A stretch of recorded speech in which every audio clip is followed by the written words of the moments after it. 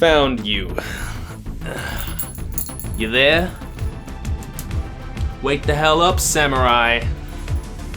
We have a city to burn.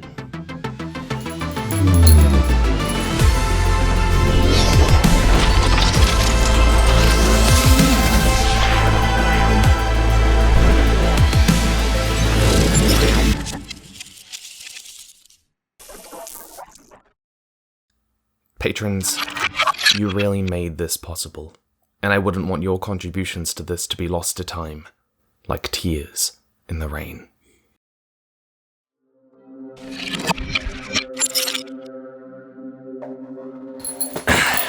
Sit down, listen up. Cyberpunk 2077 is a hell of a lot better than a lot of people seem to be willing to admit, but it does also make me go, just not in the way that you're probably thinking. There's a passage in T.R. Napper's short story, Ghosts of a Neon God, where a man asks a question about corporations interfering in our lives, and he says, when our decision-making is nurtured by corporate algorithm, when so many of our experiences are their simulations of experience, when every moment of ours is sampled, deconstructed, and built back into Trojans, advertising, news reports, architecture that reformat our lives, how can we exist then, when we're living in someone else's dream? In the opening of the game Cloudpunk, your companion warns you upon arriving in this ungodly city that making it here is like trying to paint on the surface of a river. The current of people and ideas and the crowds, they wash everything away. And V's story in Cyberpunk 2077, well, it centers around a damned if you do, damned if you don't choice, where after a heist goes wrong, you end up with a chip in your head called the Relic, which contains the consciousness of Johnny Silverhand, a terrorist from 50 years ago, and about as unlike the godlike Keanu Reeves we know and love as possible. Slowly, his consciousness is going to override your own, and the only way to save your life might mean becoming the pawn of the largest corporation in the world, Arasaka. And this is reminiscent of the predicament that William Gibson places his protagonist Case in his seminal cyberpunk work Neuromancer, which 2077 so lovingly channels, and by lovingly channels I mean comes dangerously close to plagiarism at times, where Case is implanted with technology that will kill him unless he does a heist for a nefarious being known only as Wintermute. Cyberpunk has always had themes of overwhelming corporate power and the helplessness of the individual, that the individual gets lost in this capitalist morass, both literally and figuratively. Your agency is stripped from you and you are forced to fit into the system, and you get washed away by the unceasing tides of the society. And stories that channel this feeling have grown more common over the last decade. The Handmaid's Tale and Joker are both defined by a feeling of helplessness at the hands of a system so much bigger than you. Even characters who feature in typically heroic stories have been placed in stories where their agency is so limited that victory isn't defeating some great evil or overturning the system. Victory is personal. It's getting by. And these stories end without the oppressive system being dismantled. And we're left wondering, why? Why are these stories resonating with people more nowadays? What about them is getting to people?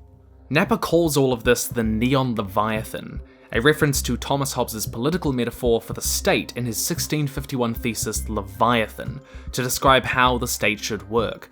That in order to give the world some semblance of security and order, individuals must be forced to become part of the state and support it, even if they lose individual expression when it happens. In these stories that we are telling, individuals are forced to become part of a system, sustaining it if they want to keep themselves afloat. And this is why cyberpunk stories are typically framed from the perspective of characters downtrodden, small cogs in the machine, empathizing with their struggles. Quite an experience to live in fear, isn't it? That's what it is to be a slave. The punk part of cyberpunk is an aesthetic, yes, but it's also because these are stories about rebellion and resistance of the little guy. The punk subculture was defined by its countercultural aspects, and cyberpunk channels this, but not always in rebellion, in fighting the system, but instead the struggle to maintain who you are against that neon leviathan, the economic and social system that consumes everyone and everything and who you are. And this brings us to 2077, which enters the stage with an interesting question in all of this, because the premise of the game, right from the early trailers, has always been, would you rather live in peace as Mr. Nobody, or go down for all time in a blaze of glory? To which my response is, which one lets me get to keep my cat? This question is brought up to the player numerous times throughout the game by different characters, Dex, Johnny, Jackie and others, and it's interesting on two levels. One, because it presupposes that you have agency inside this corporate dystopia, that you can rise above it all and make a name for yourself while staying true to who you are, that you alone can resist the neon Leviathan. And two, because this story is being told in the video game medium. Agency is a valuable commodity in games. It's player choice, and it's especially relevant in a game billed as an open-world role-playing game, where you can decide your own path. Unlike Neuromancer, where the helplessness of the main character does not make the story any less enjoyable, you are meant to feel you have agency in 2077's Night City. So there's this constant tension between the Relic and the Arasaka Corporation destroying your agency, and the style of gameplay that CD Projekt Red sold this game on, deciding for yourself between the quiet life or blaze of glory. But I think more accurately, the game is asking what it will cost you to exercise your agency, to stay true to yourself in this world of overwhelming corporate power. The phrase going down in a blaze of glory concedes that it will mean death. There is no place for an individual in the system, no place for you, and so being an individual means death or ostracism. Johnny Silverhand, the other main character you spend a lot of time arguing and philosophizing with, is the poster boy for this exact idea. He led a reckless assault trying to destroy Arasaka, the largest corporation in the world, and the very same one that you are sort of forced to work with, and surprise, it got him killed. But that is exactly what he wanted to do, and he shows almost no regrets having done it. When it comes down to it, he reckons you should do the same. Storm it to hell, blaze of glory, don't be a slave. I mean, John S. Silverhand is that friend who cries about how terrible the world is, how the system is broken, but hasn't for a second stopped to ask how to make any real change. It's outright revolution or nothing, and anyone who doubts them, anyone who disagrees, is a coward, a bootlicker, without even the slightest reflection of how much of an asshole they are, and they're unwilling to listen to anyone but themselves. Because it's not really about change, is it? No. It's about being angry and wanting to feel self-righteous. It's about the moral high ground. So the game manifests this psychological dialogue, this dilemma whether to go down in a blaze of glory or live the quiet life very literally by putting Johnny inside your head. And it plays out pretty damn well. Living the quiet life is, well, quiet and you're alive, but it's not really your own, is it? And because the relic is overwriting your brain with Johnny's, in both a literal and a figurative sense, the game asks whether you are going to follow in Johnny's footsteps. I think the biggest credit that we can give 2077 here is that it doesn't drive you towards a single decision that it wants you to make, at least not narratively. It allows you to engage with the complex reality of exercising agency in this hyper, almost absurdly capitalist world. Now, Johnny Silverhand does actually have a convincing arc. It takes him a while because he's a real prick, but he does get there in the end. Despite his obsession with legacy, going out in a blaze of glory is suggested to be pointless when Johnny realizes that he was buried in an unmarked grave. "What did I achieve?" he bemoans. "I remember what I thought on that stage, that even if they all died for their ideals, it'd be worth it. But in reality, I let down or used every last person who gave me their trust. Blind, selfish bastard that I was." For all the talk about going down in a blaze of glory, he realizes that there is no glory. There is only the blaze, temperamental and forgotten. Rogue, his former lover, has long moved on from him and rejects him when he tries to romance her. Oh, he has a drink named after him in the Afterlife bar, but you're told that nobody orders them anymore. Even after he nuked Arasaka Tower all those years ago, the tower has just been rebuilt, and the Arasaka Corporation is bigger than ever. For all his sacrifice, nothing has changed. Nothing burned in that blaze except him. You don't go down in a blaze of glory for all time. You just go down.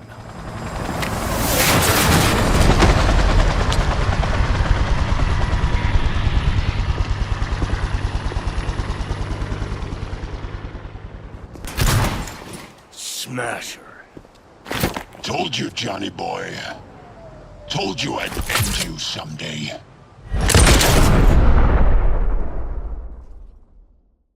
And the symmetry between Johnny's journey and your own is palpable. The many endings of 2077 all manifest in an assault on Arasaka Tower, the same way Johnny died, even perhaps with the same people Johnny did it with. And just like Johnny died in that adventure at the hands of Adam Smasher, whoever you bring along with you will die at his hands as well.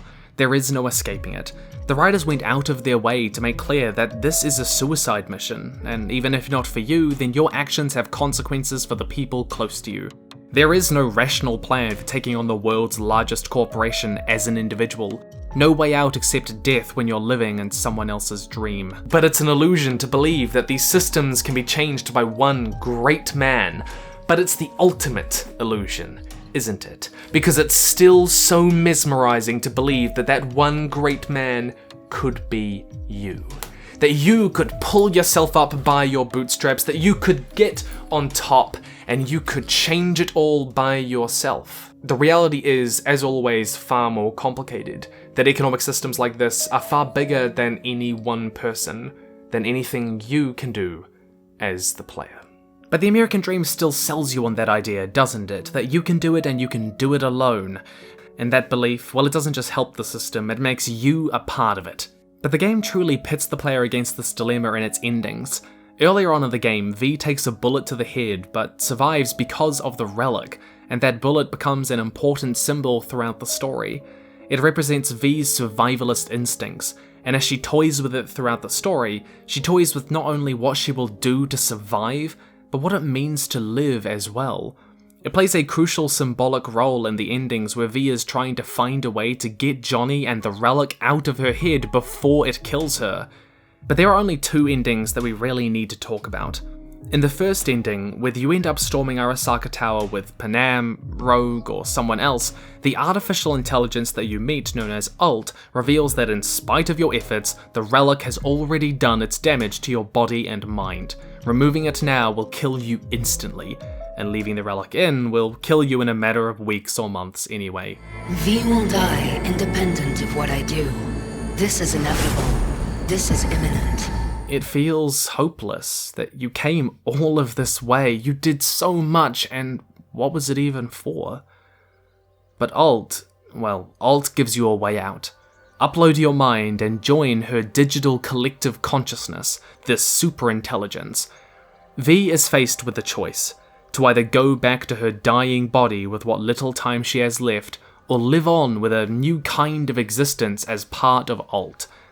In the second and more interesting ending, you storm Arasaka Tower with the help of Hanako Arasaka herself, but upon doing so, it is again revealed that the relic's damage is already done to your mind. Johnny is gone, but you are going to die soon anyway, and Alt isn't there to help you this time. No. Instead, Arasaka approaches you and offers you a deal. You can either go back to Earth and live out the little time you have left, or you can be stored on a corporate hard drive for the future, for when they have the technology to cure you, for just the small price of becoming the literal intellectual property of the Arasaka Corporation. In both cases, surviving means losing what makes you an individual, your independence, even your personal dignity, as you join Alt's superintelligence or are uploaded to the hard drive. But if you choose to survive, to take the quiet life, then V places the bullet pendant around her neck at the closing of the game. She has gained her life, but arguably lost something even more important, to the Neon Leviathan.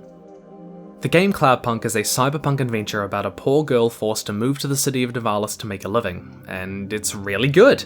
You roleplay as Rania, a delivery driver for a perfectly very legal don't ask too many questions company, but it's the only job on offer, so you take what you can get in a world where debt corporations put people in prison.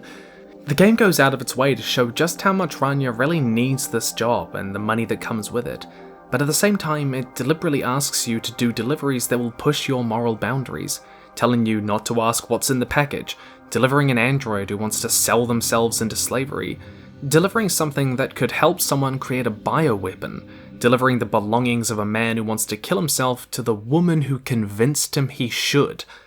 The player is given the choice to not deliver many of these, but when Rania does as the job requires, the game doesn't condemn you for being an accomplice to what could be very bad things.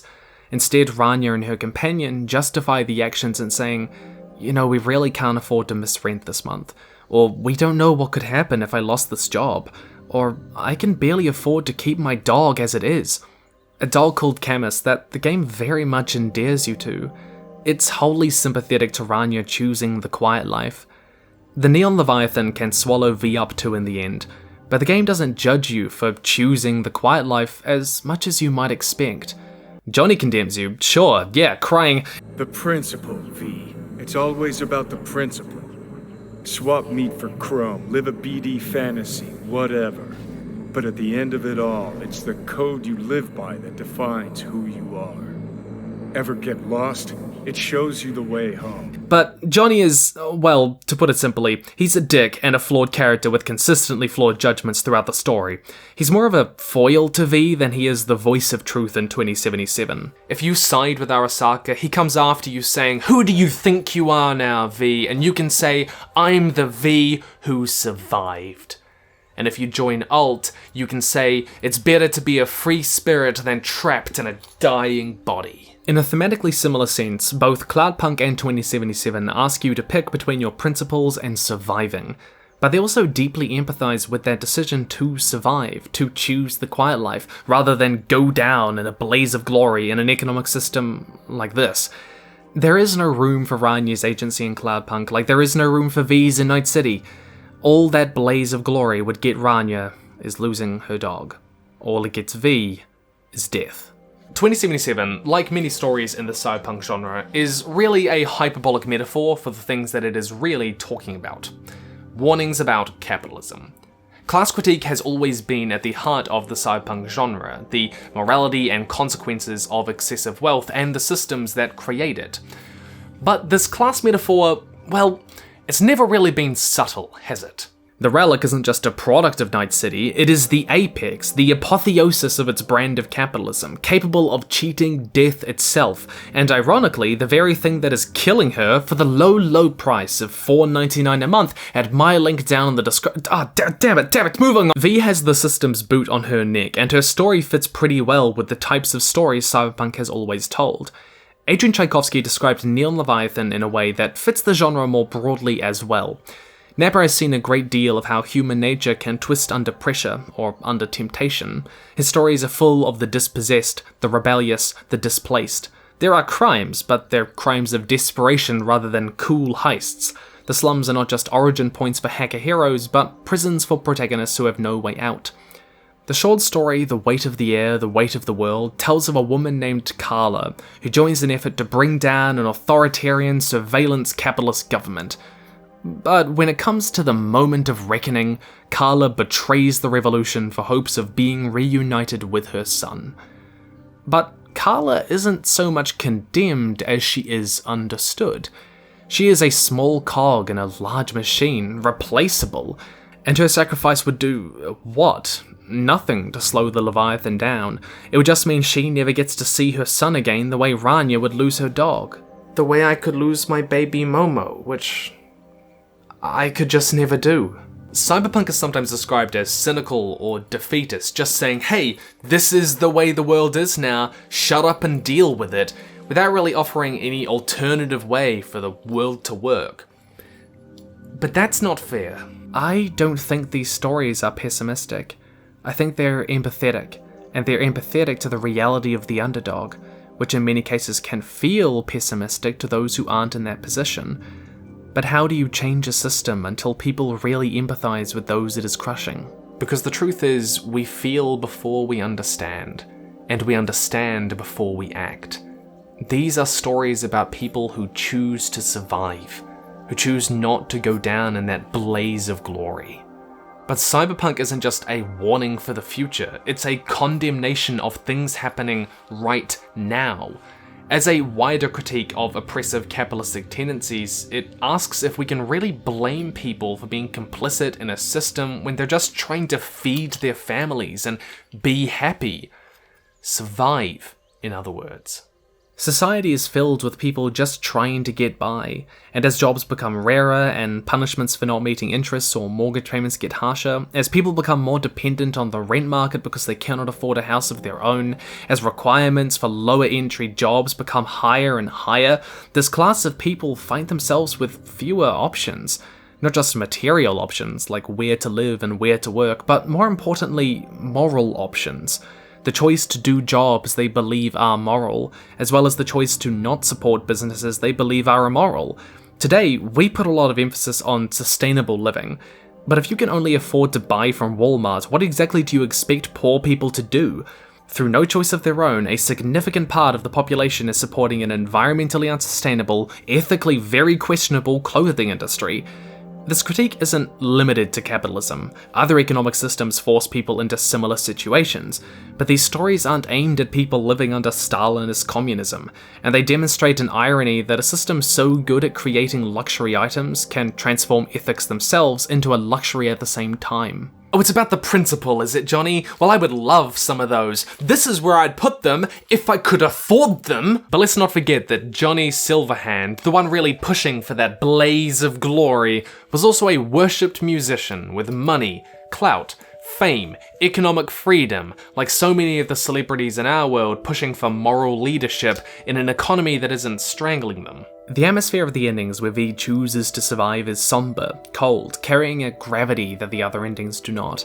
And you might take this to say the game is telling you that you made bad decisions, but I think it's a little bit more nuanced than that. You do lose some of who you are in choosing to survive, and the tone is meant to reflect that. Inasmuch as it reflects the somber reality that many minimum wage workers face today, even more so in many non-first world countries that do not have the comparatively secure social safety nets that you and I probably benefit from. But the core story of 2077 doesn't endorse this quiet life by any means. There's a really interesting line when Johnny is talking with V at the end of the game about whether she should sacrifice it all or choose to live on, and he says, that instinct to survive is part of being human, but so is denying it. So these stories are about choosing to survive in a system that takes everything from us, but they're also about what it means to live a good life in the first place. Blade Runner's famous Tears in the Rain scene is an unapologetic glorification of how a short life lived the way you choose is better than any life lived long under the thumb of others. I've seen things you people wouldn't believe. Attack ships on fire off the shoulder of Orion. I watched sea beams glitter in the dark near the 10-house gate. All those moments will be lost in time, like tears in rain. Time to die. My favourite scene in all cinema, basically. Replicants like Roy Batty here are designed to decay after just 4 years, and despite the story tricking us into thinking they are the villains initially, they are revealed, ironically, to be the most human characters in the story. Loving, yearning, caring, hoping. Roy is told earlier on in the film that the light that burns twice as bright burns half as long, and you have burned so very, very brightly, Roy. Roy's story ends in a blaze of glory, temperamental and unremembered. But it's a blaze of glory where Roy stays true to who he is, where Roy feels heard by others, where Roy was free if only for a moment, where he is more human than he has ever been. In those endings where V chooses to accept that she will die soon, she discards the bullet pendant as she discards that instinctual need to survive. If denying the need to survive is part of being human, then it's because you find something more valuable than your life, and V seemingly does. She rides off into the horizon with Panam or Judy, a short life with true love better than any long life without it. Or she returns to Night City, now free, a short life where she can live authentically, rich, adventurous, doing what she chooses, better than any long one under the boot where she can't. She is unapologetic, and all her moments will be lost in time, like tears in the rain. Becoming human is about rising above those instinctual drives here, conquering them and mastering them, or we will be ruled by them. And you might even say that V becomes more human in doing this, like Roy Batty does. It's a nice thing to believe in, that we can rise above our instinctual fears and become something greater, find something more meaningful. It's something we want to believe. It's optimistic in a way that we can do this, even if it's also depressing that being yourself means death. But this is also where the game falls utterly short. That discussion of what it means to live and to survive is pretty cohesive when you limit it to the main questline, with characters like Victor and Judy Alvarez reluctant to do anything that would draw unwanted attention to themselves and criticizing V for doing just that, preferring the quiet life that doesn't shake the system to its foundations. But, what happens when you get outside the main quest? You know, into the majority of the rest of the game? Well...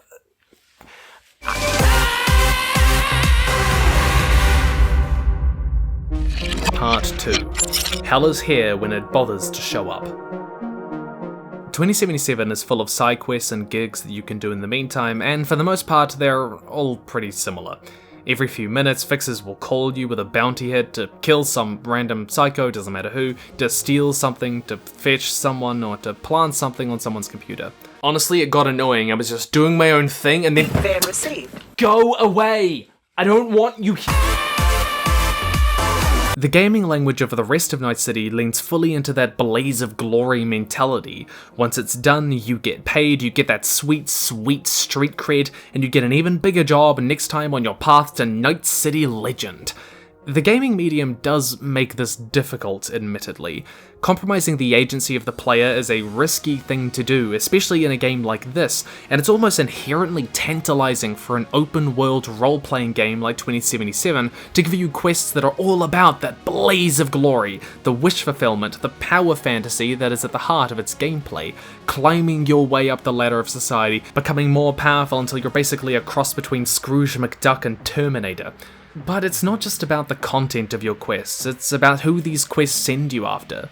Rather than pitting you against the overwhelming corporate power of Night City, V is almost entirely sent to target the outcast and dispossessed. Now, there is something to be said about how the poor are often divided and set against one another to distract from wider problems of class inequality. But I don't think that that was what was intended here, I just didn't get that impression at all. 2077 was released before developers were ready, insisting that there was still months of work to be done. But upon playing it through, that work seems to be mostly lacking in the side quests rather than the main storyline. The core plot is actually well written, it's well paced, features memorable characters, and has all the dildos you could possibly want, bearing all the hallmarks of it being finished. The work still to be done on the game was reflected in how these side quests lacked the depth of the core story, and few of them really engage with those questions of loss of our agency and survival in a system where destroying you would be but a small inconvenience, a flick of a pen for someone, what it means to live a good authentic life. Instead, it's just kill, steal, get paid, Kill, steal, get paid. Kill, steal, get paid. Kill, steal, get paid. Kill, steal, get paid. Kill, steal. It's just easier and more of a power fantasy to pit you against mindless gangs with guns than it is to go up against the absolute bureaucratic power of corporations. Now, I don't think that this was their intention, but it leaves you with the impression that the main problem with Night City society is lower class violence, when that's more of a symptom of its deeper problems, almost as if power that doesn't come at the end of a barrel of a gun isn't really power. The end result is this tonal and thematic dissonance between the core story and the world outside of it. One minute I'm heedlessly hurling myself into a hellhole of psychopaths destined to kill me just for fun because why not? And the next minute I'm contemplating just whether survival when I'm living in someone else's dream is worth it at all. After all, if V is so concerned with staying alive, she should probably stop her job as a mercenary.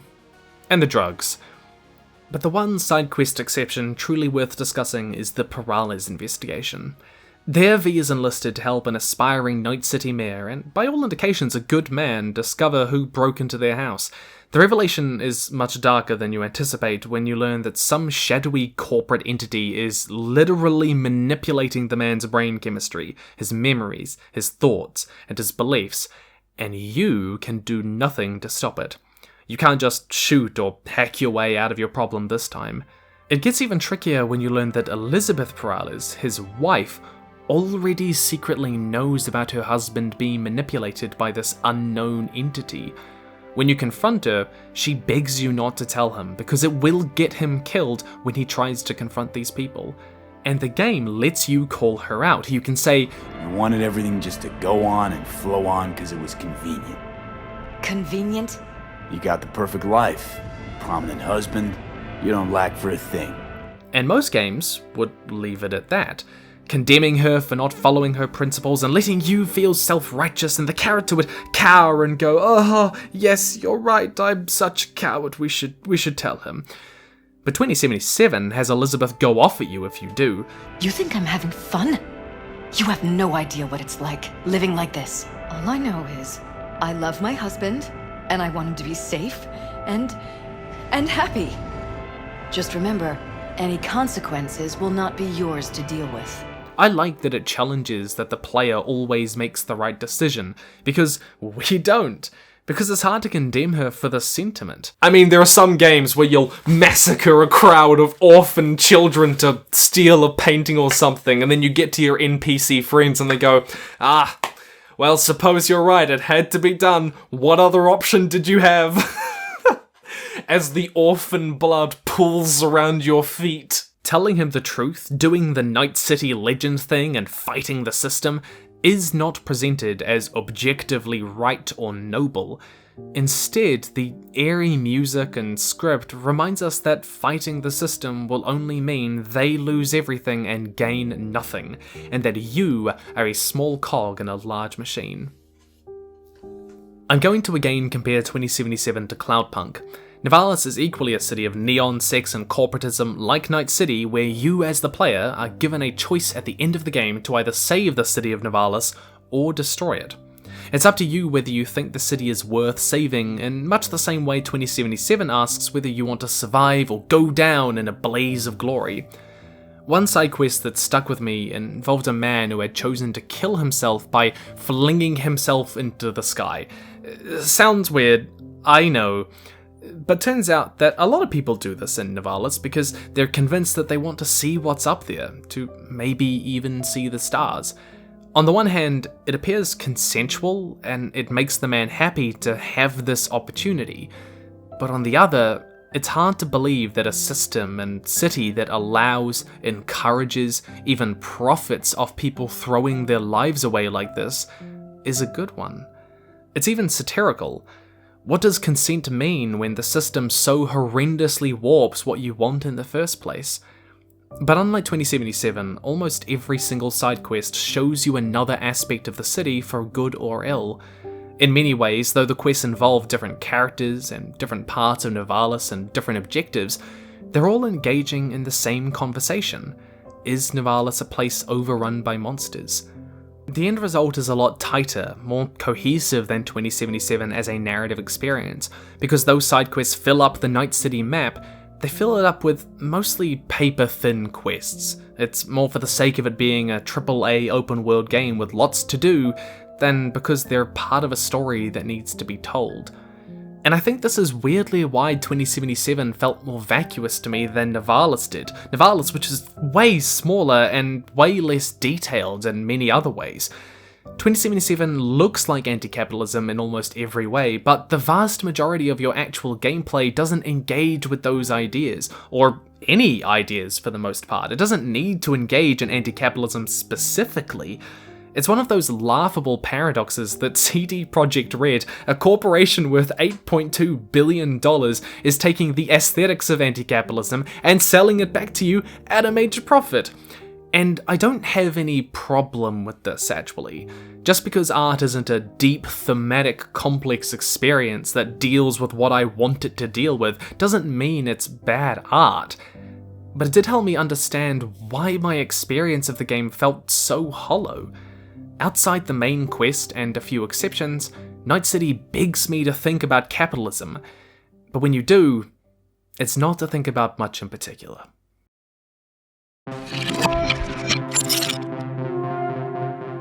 In Neal Stephenson's 1992 book Snow Crash, the digital world of the metaverse allows anyone to present themselves to others in whichever way they choose. Sexuality, hairstyles, clothing, gender, even if you want to be a different species. Furries, I see you, and it's your dream come true. Johnny even tells you in his signature pointlessly cynical way at one point that, without Chrome, we're all the same bullet-ridden sacks of meat.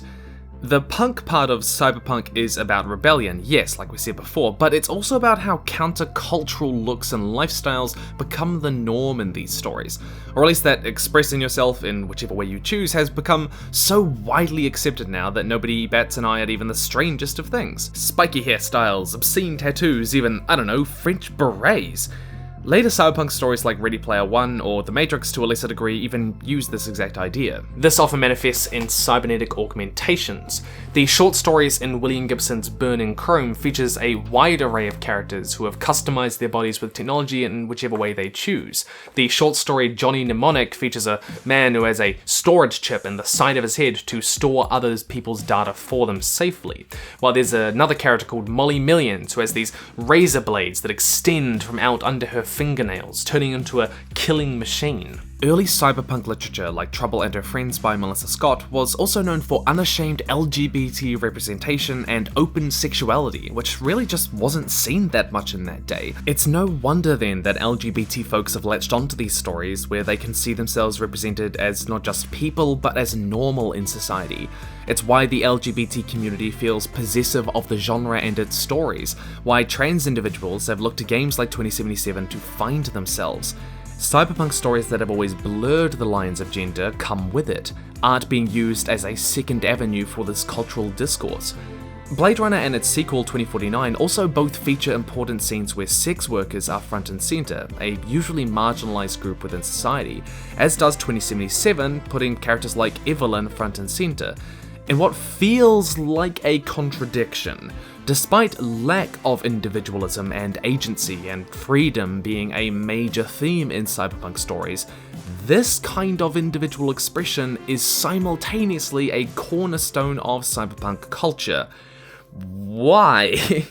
Well, there is a distinction to be made about the type of individual expression being discussed here. 2077's Night City gives you, the player, huge freedoms to customize your appearance and abilities. You can pay for upgrades to your eyes, your arms, your circulatory system, and though you can't get it in the game, I'm sure you can pay for a 16-inch schlong with Tickle Me Elmo features if you really search for it. You can pay for hands, which give you 10 fingers to increase your productivity at work, and a pop star called Lizzie Wizzy bought skin entirely made of metal to give her an iconic look in the industry. The sex industry in Night City isn't just, flourishing. No, you would be forgiven for thinking it's the only industry in the city. You can barely escape the dildos leering at you from every corner. If you can think of a fetish, you can buy it, and they cater to everything. Every sexuality and every kink you can imagine. And there is no shame in that in Night City. The corporations don't just tolerate it, but encourage it, because individualism in 2077 and cyberpunk more broadly is useful insofar as it is profitable, as your ideal vision of yourself can be commodified and sold back to you for a monthly subscription. It's corporate neutrality. They don't care how you look or who you sleep with, so long as you're sucking the neon Leviathan dick. I'm so happy Coca-Cola cares about our LGBT friends, so glad that I can now express myself with an overpriced limited edition Rainbow Coke bottle. Of course, succeeding in a place like this means you kinda buy into all of this, don't you? The cybernetic hands that increase your productivity, the chip on the side of your head that allows you to remember things more quickly, to interface with the machines that saturate your life. No, it's the individualism of your ethics, your morals, your charity work at the local homeless shelter, the paintings you do and the poems you write for your mental health that never see the light of day, but they really help you get by personally. It's the time you take off from your job just to breathe, to be you. It's your desire to do something more than work in a factory or office for them. Because who needs mental health when your problems can be solved at a corporate pizza party? It's your culture, your history, your language, your art that you don't want to commodify for other people, that's valuable to you but not profitable, that the system just has no time for. All of this is so much harder to commodify and thus marginalized. This is why art being terrible or not as authentic or real as it used to be is something that pops up over and over again in these stories. Because art as purely personal expression is a kind of individualism that's harder to commodify. It's not as profitable, it's incompatible with this world. Why preserve culture and history here? I mean, museums and libraries don't turn profits. It's easy to view money as a corrupting force in the arts, changing art to be as digestible as possible, catering to the lowest common denominator to yield the greatest profit. It is a critique of pop music today, that the music industry is so manufactured, produced, corporatized, that its music is industrialized to be addictive to the point that it loses the creativity and the authenticity that makes it meaningful. And this is something we see with the character Lizzie Wizzy, a pop star who was made to change her image, her music, her style, herself to fit the system, to be as addictive as possible, the way Justin Bieber was given Baby to sing because the 5 writers and 2 producers knew that a cute teenage boy singing to girls like this would sell, and sell millions, and they were right. And I don't think it was because it was meant to be a beautiful creative expression for Justin. There's a line in Cloudpunk where Rania says, "It feels like a lifetime since I heard music." Music and art are perhaps the purest forms of individual expression, but they can't thrive in a system like this. The corporations don't want you to spend your time writing poems, they want you consuming their 3 mouths 1 desire brain dance, or using NordVPN for the low price of $2.99 per month at my link down the description. Damn it! Come on, I've been coded! And what an irony that a game that points out how the commodification of art can make it less meaningful is itself art made less meaningful because producers at CD Projekt Red forced the game out before it was ready just to maximize the profit. To get something out on the market, get people buying it and bring in that sweet, sweet dollar. And the result is that, like getting in a paddling pool as an adult, Cyberpunk is a lot of fun, but it's not that deep. But there is a reason that Cyberpunk is having a resurgence in pop culture these days, isn't there? There has to be. There must. Because we can tell a lot about society from the stories we tell, from who is at the center of the stories we tell. In the 50s, we told stories about our fears of nuclear war and communism. In the 60s and 70s, we told stories about the experiences of those who fought in Vietnam. And in the 80s and 90s, well, suddenly we had stories that were really responding to the austerity measures of Thatcher and Reagan, about the triumphs of economic liberalism as well. The 1996 musical Rent channeled the horrors of the AIDS crisis that was largely ignored until way too late. The 2005 film War of the Worlds transliterates the classic story into a post-9/11 world of paranoia and panic inflicted on what people felt was the world's most secure and powerful country. And now? Cyberpunk was part of a late postmodern literary movement, which aimed to question conventional ways of looking at the world by placing outcasts, the downtrodden, and the misplaced at the center of their stories. Not the conventional heroes, the people that move the world that you would expect to always see. 2077 is just one of many stories that have done this, channeling fears of losing particularly economic agency, often manifesting in suicidality and mental illness these days. But they all draw on a generational feeling of displacement, of not knowing where they belong or where they are going. After all, millennials have the lowest rates of home ownership of any generation, and some of the highest suicide rates.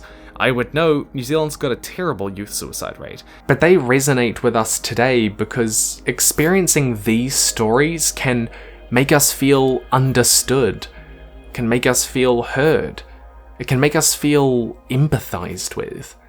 It can help us put our feelings about this whole damn world into words.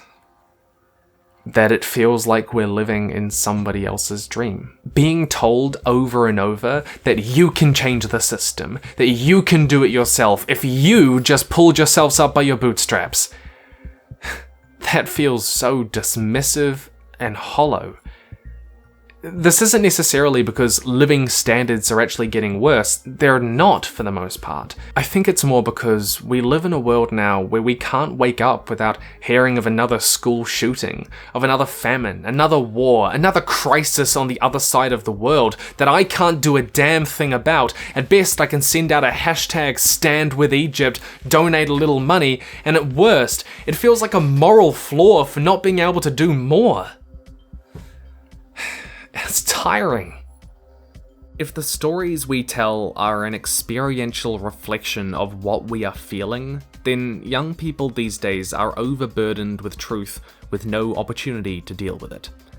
People have been talking about the rise of, quote, doomer culture, the belief, particularly amongst young people, that global problems like climate change are just not going to be solved, and so giving up is okay. But I think that this is rooted in that generational feeling of lacking agency, an inability to fix the evils of the system, despite being more aware of them than ever. V is kind of a doomer figure in some of the endings. Life imitates art. So it shouldn't be a shock that we find value in telling stories that empathize with those who feel trapped, that say it's okay to just survive. Part 4. The Ghost in the Shell. The option to become part of old superintelligence is actually rather downplayed when you're faced with it at the end. The player has no idea what joining old superintelligence truly entails, except that Johnny insists that you will lose who you are to her in some nebulous whatever that means way, while Alt insists that you will, quote, become part of something greater. Is that right, Alt? Any details? No? Just a really good promise that things'll be great? Surrender everything I am to you and it'll be fine, you say? Says the giant, godlike being to whom I am but an ant? Yeah? Okay. It's a concept called transhumanism, the idea that technology will modify, change, or altogether surpass what it currently means to be human. You've probably heard of the Ship of Theseus. Well, that's part of it.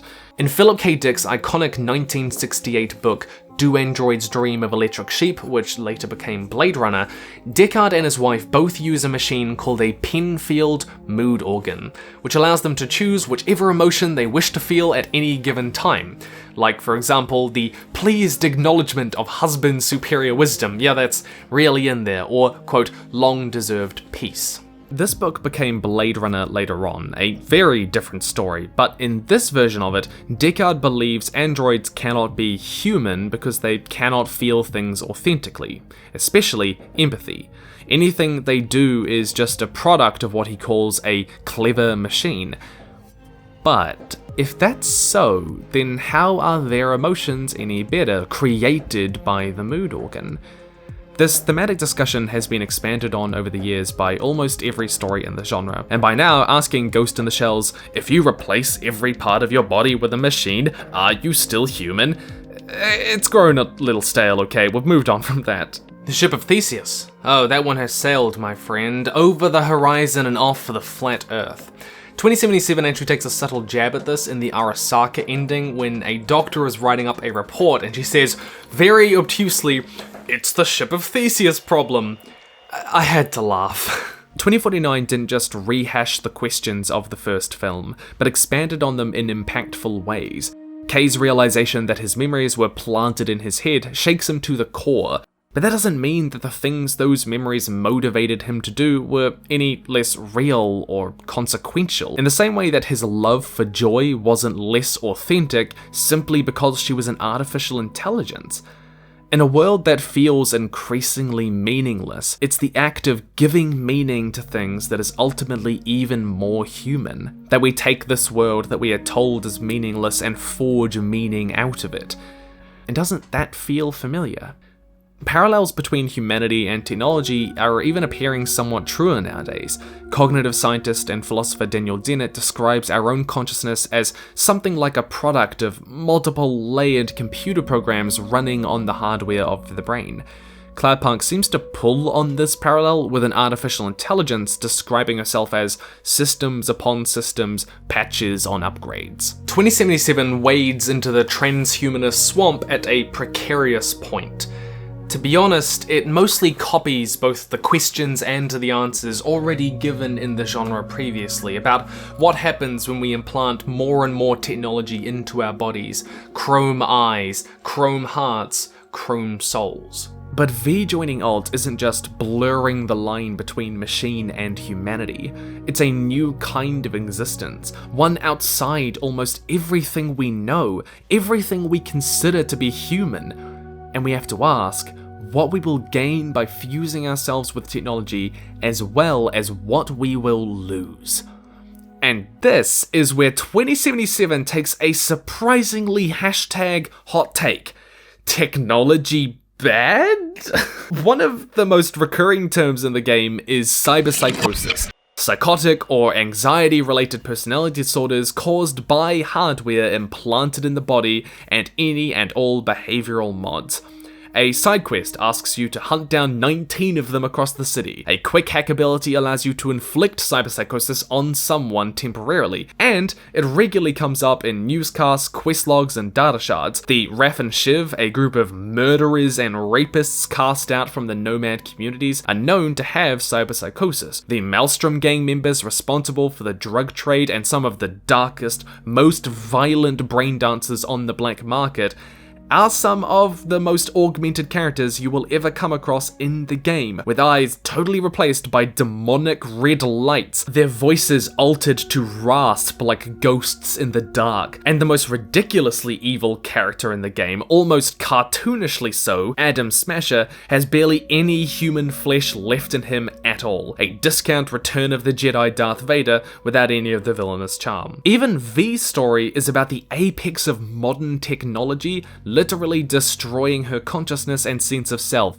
In contrast, the kindest and most human characters in the game, Jackie, Panam, Judy, and in fact most of the nomads, they're all far less augmented. There are exceptions to the pattern, but it's common enough that I really had to ask, why? You could say that it's not particularly subtle, and by that I mean that cyberpsychosis is the Zack Snyder of game design. It is a very honest sledgehammer to the face telling you exactly what it means over and over and over again. Who knows? And hey, this isn't a bad thing. Cyberpunk hasn't been a subtle genre since Neal Stephenson called the main character of his book Snow Crash hero protagonist. Yeah. 2077 leans into the idea that fusing ourselves with technology, or at least becoming dependent on technology, creates a moral vacuum in people and society, that we lose something of what makes us human. There is some implication in 2077 that a couple of the many cyberpsychos you face were not made violent by technology, but from problems that stem from living in this oppressive society, which is a recurring theme in the genre. In that short story, Ghosts of a Neon God, the characters Cole and Jack are left jobless and penniless after a war funded by megacorps devastates the economy. They're forced into petty crime, theft, and violence, which is all made so much easier with the technology they have access to. A lot of Cyberpunk portrays this as a natural consequence of that high-tech, low-life juxtaposition. Easy access to technology that makes crime and violence easy, and a lack of social, emotional, and financial support to make it the only option, to almost make it inevitable. But all of this is only vaguely suggested in the private notes of a couple of these characters suffering from cyberpsychosis, and it's certainly not something the player ever actively engages with. Either they won't find it at all, or even if they do, it doesn't change what V can decide to do when dealing with them. You can't reach out to them, empathize with them, any of them. I want to read a passage from Philip K. Dick's Do Androids Dream of Electric Sheep that deals with this and has really stuck with me. I can understand now how you suffer when you're depressed. I always thought you liked it and thought you could have snapped yourself out of it any time, if not alone then by means of the mood organ. But when you get that depressed, you don't care. Apathy, because you've lost a sense of worth. It doesn't matter whether you feel better if you feel you have no worth. Deckard's wife, Iran, is in a bad place at the start of the novel. She's been made miserable by the society that is wasted away at the hands of megacorporations. She's angry and spiteful and cutting herself off from those around her. But she also depends on this technology called a mood organ that allows her to pick the emotion she feels at any time, like a drug. It can be peace or happiness or self-pity, and she even chooses to feel guilt. Her psychological decline is facilitated by technology in the same way that cyberpsychosis is suggested to. But Iran doesn't get better when Deckard takes this technology away from her. She gets better when he realizes that it's not the technology's fault, and he chooses to empathize with her later in the story. And when he does, she says, "I don't need to dial now. I already have joy, if it is Rick." But where Do Android's dream lays out that the only true way to help someone is giving them the emotional, social, and financial support they need in this world, our only option in 2077 is violence. We're not even allowed to entertain the idea of empathy most of the time. I don't think this is inherently bad though. This is the world of Night City after all, and we are caught right up in it. And it would deal with these sorts of problems with violence. But by making it so incredibly hard to engage with empathy, to humanize them and understand them, it overwhelmingly leaves you with only one explanation for their decline: that technology caused it. 2077 is surprising with how certain it is of technology being bad, but it is also not the first cyberpunk story to entertain this idea. Pat Cadigan's 1991 book Sinners offers a world in which characters all experience a shared virtual reality of sorts, and these characters leave their physical bodies in order to exist as a purely digital consciousness. But there is a price to pay for this. Old concepts of private property and the individual were fast losing their importance to him, it reads, and his concept of music is broken down into mathematical patterns and rhythm to be calculated rather than felt or listened to. The character in Sinners becomes colder, more calculating, less empathetic and able to relate to others. The TV series Black Mirror often leans into cyberpunk, posing questions about what happens to our humanity when we integrate specific pieces of technology into our lives. The episode Nosedive sees a world where we rate other people like we would restaurants on Yelp in real time. The star rating you end up with doesn't just affect who you can socialize with, whether you're a 5-star or a 4-star person, but it changes how people relate to one another. The constant fear that you might be badly rated means the characters cultivate their personalities to get a good rating from strangers they meet, trying to appeal to them in any way they can rather than being themselves. And it all leads to our main character ending up broken and alone. One data shard you find in 2077 latches onto these similar ideas. We surround ourselves with increasingly more automated machines and artificial intelligences. Our loved ones replace their nature-given lips and faces with masks of metal. Some of us begin to isolate themselves, lose their empathy for others, and undergo dramatic mood swings that exhibit sadistic tendencies. Many cyberpsychos in our world possess only a single implant, a knee, a liver. They are unseen, unnoticed. They lock themselves up and shut out their friends, colleagues, and loved ones. The world outside of the net and their delusions has disappeared from conscious thought. They are sick and alone, and no one is doing a thing about it. Perhaps better than any genre, cyberpunk acts as a neon-flashing warning sign about where we are headed. But in the case of Cadigan's Sinners, Black Mirror's Nosedive, and 2077, the common theme is not that technology somehow magically makes us less moral, because it doesn't, but that technology interferes with our ability to relate to one another. Sinners increases someone's intelligence to the point that they look down on the less capable and struggle to relate to others as an individual, thus empathizing with them. Nosedive creates a world where technology makes our interactions with others totally inauthentic, manufactured for social media the way we edit our Instagram presence. Being yourself is no longer a viable option. The emphasis in 2077 is that cyberpsychosis arises when people are absorbed by the net, that they shut out people in real life, they exist entirely online, and this antisocial behavior becomes violence. Is this a fair critique? Maybe? Cyberpunk has had a resurgence in the age of social media, and I don't think that's a coincidence, because, well, basically Twitter is awful. And though it has become easier than ever to communicate, it is harder than ever to be understood. Whether you like it or not, technology is a vital part of how we communicate now. And these stories are about people whose social interactions and relationships are warped by technology becoming such a vital part of how they present themselves and engage with others. Loneliness is a real issue in our day and age, and it can manifest in violence. In perhaps the most important dystopian TV series looking at technology of our generation, Gossip Girl, it's all about the cruelties of social media. Online anonymity has, in some ways, created a world in which kindness is of less value with how we interact. I would know, that's my whole job, seeing strangers critique who I am, what I look like, what I say, what I do. These stories narrow in on how social media platforms aren't just a way to talk now. They are where we talk. They are how politics is conducted. They are society. How people relate to one another on places like Twitter is toxic, it is awful, but Nosedive is basically that manifest. Trust me, parallels to my own life are not lost on me. My job, my livelihood, my career are kind of built on what you think of me.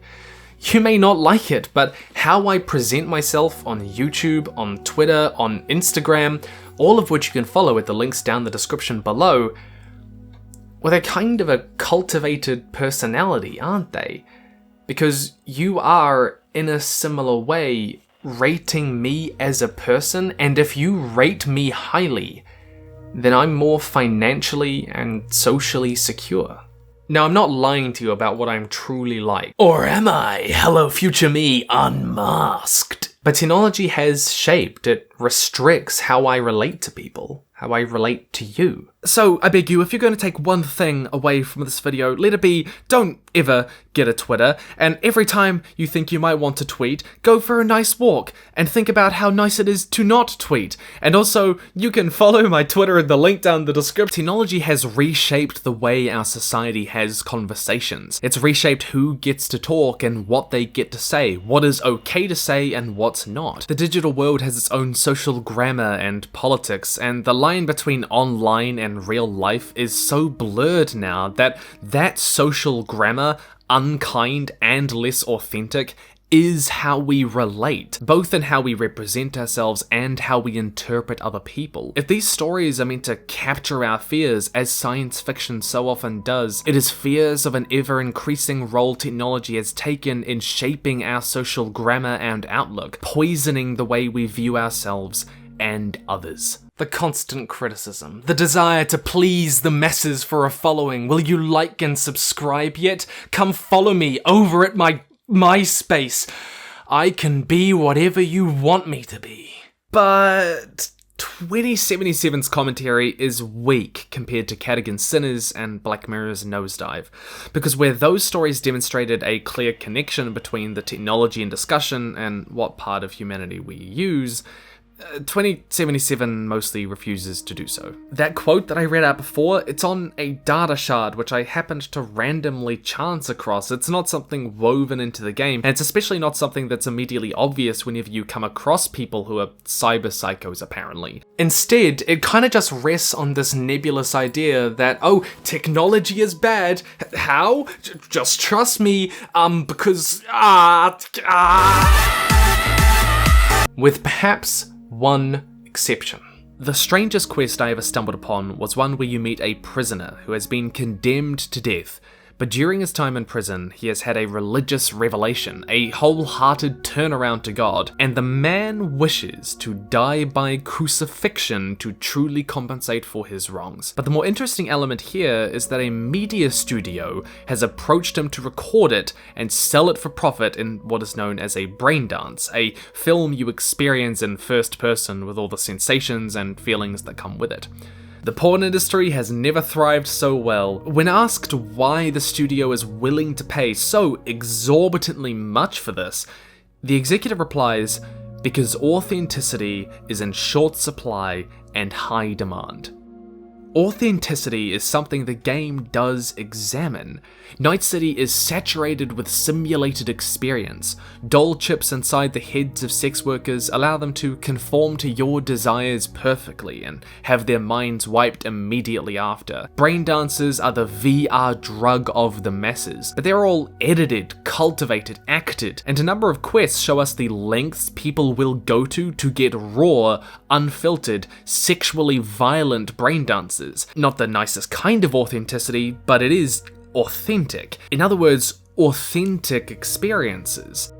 That societal craving for authenticity, which has stemmed from the overuse of technology and simulated experience, has led to the corporations being willing to sponsor perhaps the most painful method of execution possible. So the game does show us that technology can lead to a world where the most cognitively engaging experiences, the ones that get our neurons and hormones firing, are ultimately fictional, simulated, and that this is not a good world. It's something authentic because it makes us feel something or because it is truly happening. This is a fascinating critique and discussion, but the problem is that though 2077 says yes, technology will make our experiences less real and authentic, when you look at Adam Smasher, the Maelstrom members, and other characters like Lizzie Wizzy with these excessive augmentations, which is the main way that we engage with technology being integrated into our lives, it's really hard to connect them to this critique.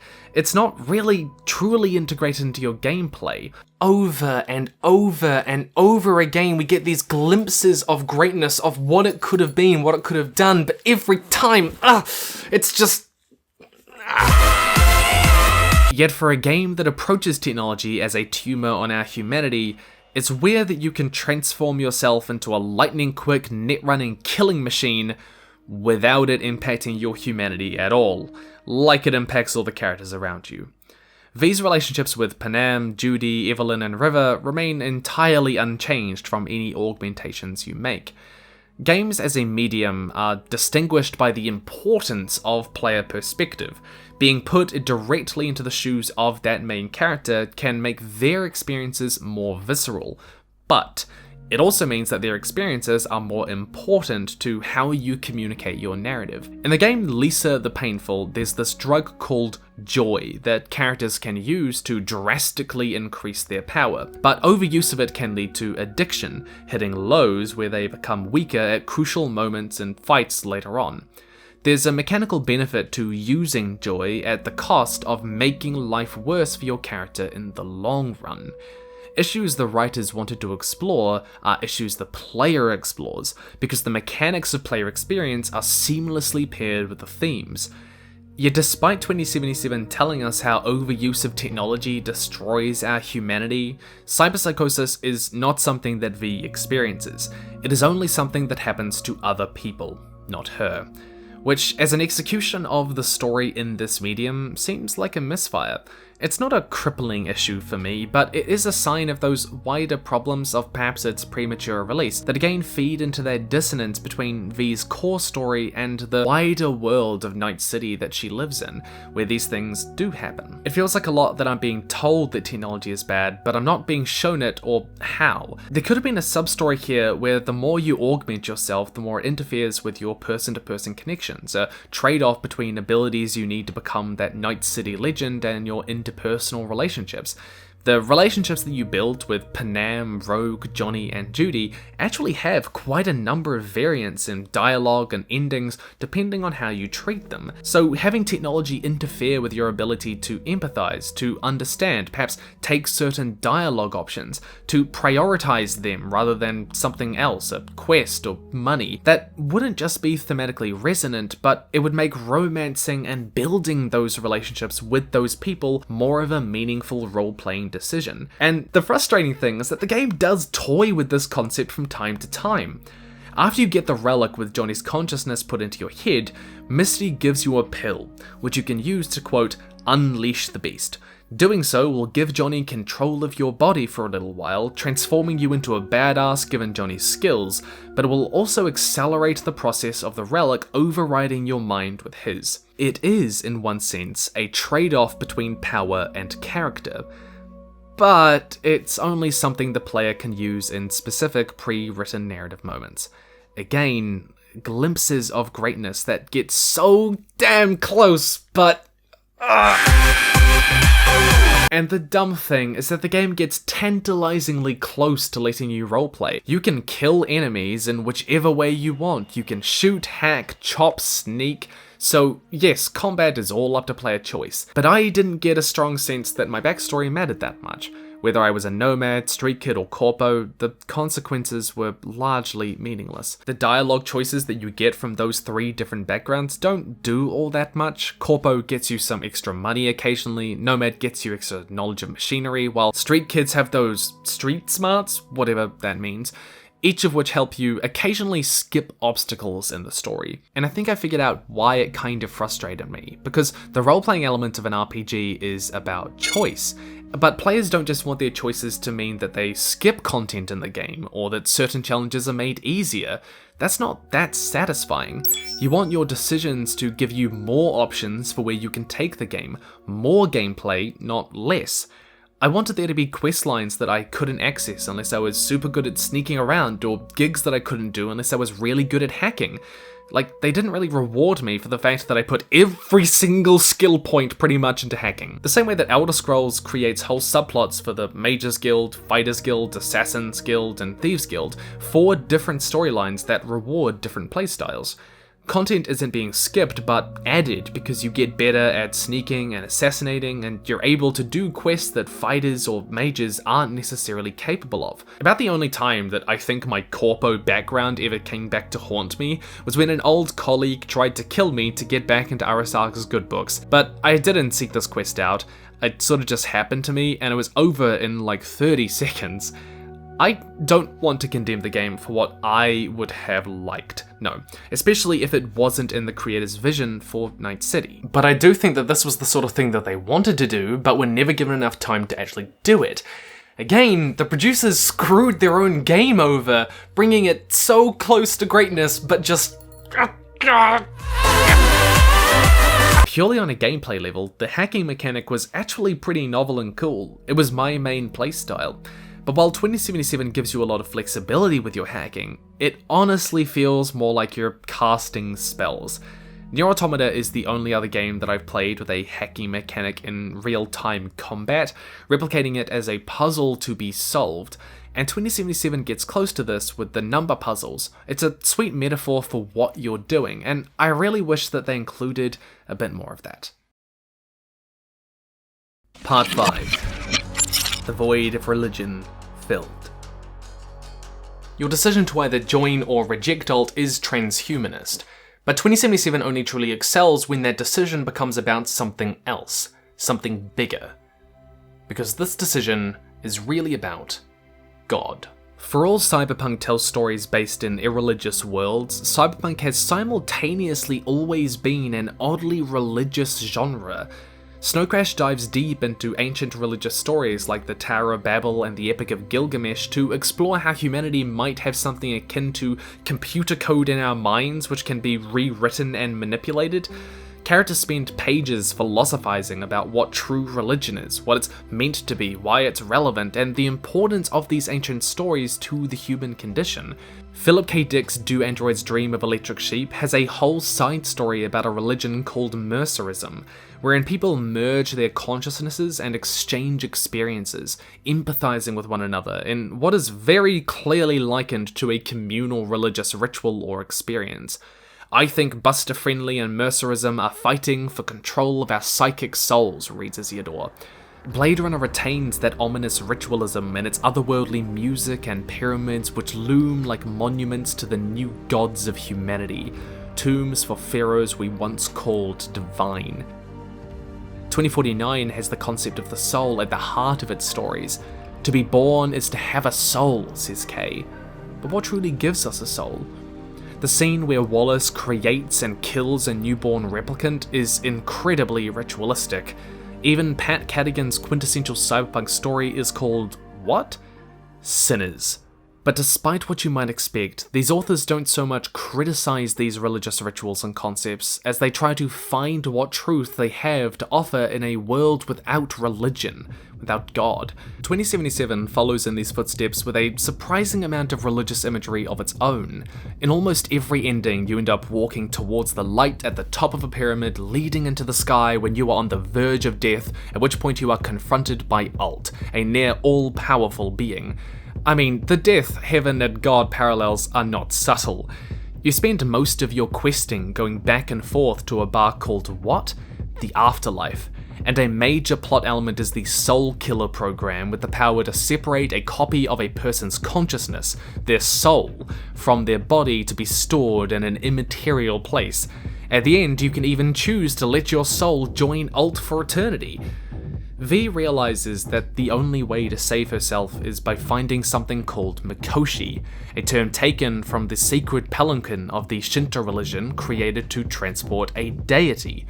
But perhaps the most overt and most important religious allegory takes place in the ending where you side with Arasaka. By helping Arasaka consolidate power, the founder of the company is resurrected using the relic that you gave them, which transplants the founder's digital consciousness into his son's body like Johnny nearly was into yours. At this point, a newscaster announces that today is truly a historic day. Today, technology has fulfilled the promise left empty by religion. Religious ideals have always promised a kind of life after death, but only technology seems to have guaranteed it in 2077. Yet for all of this religious imagery, Night City has transformed churches into nightclubs and altars into bondage scenes. Judy Alvarez describes how the church building in her old town always looked out of place, ill-fitting.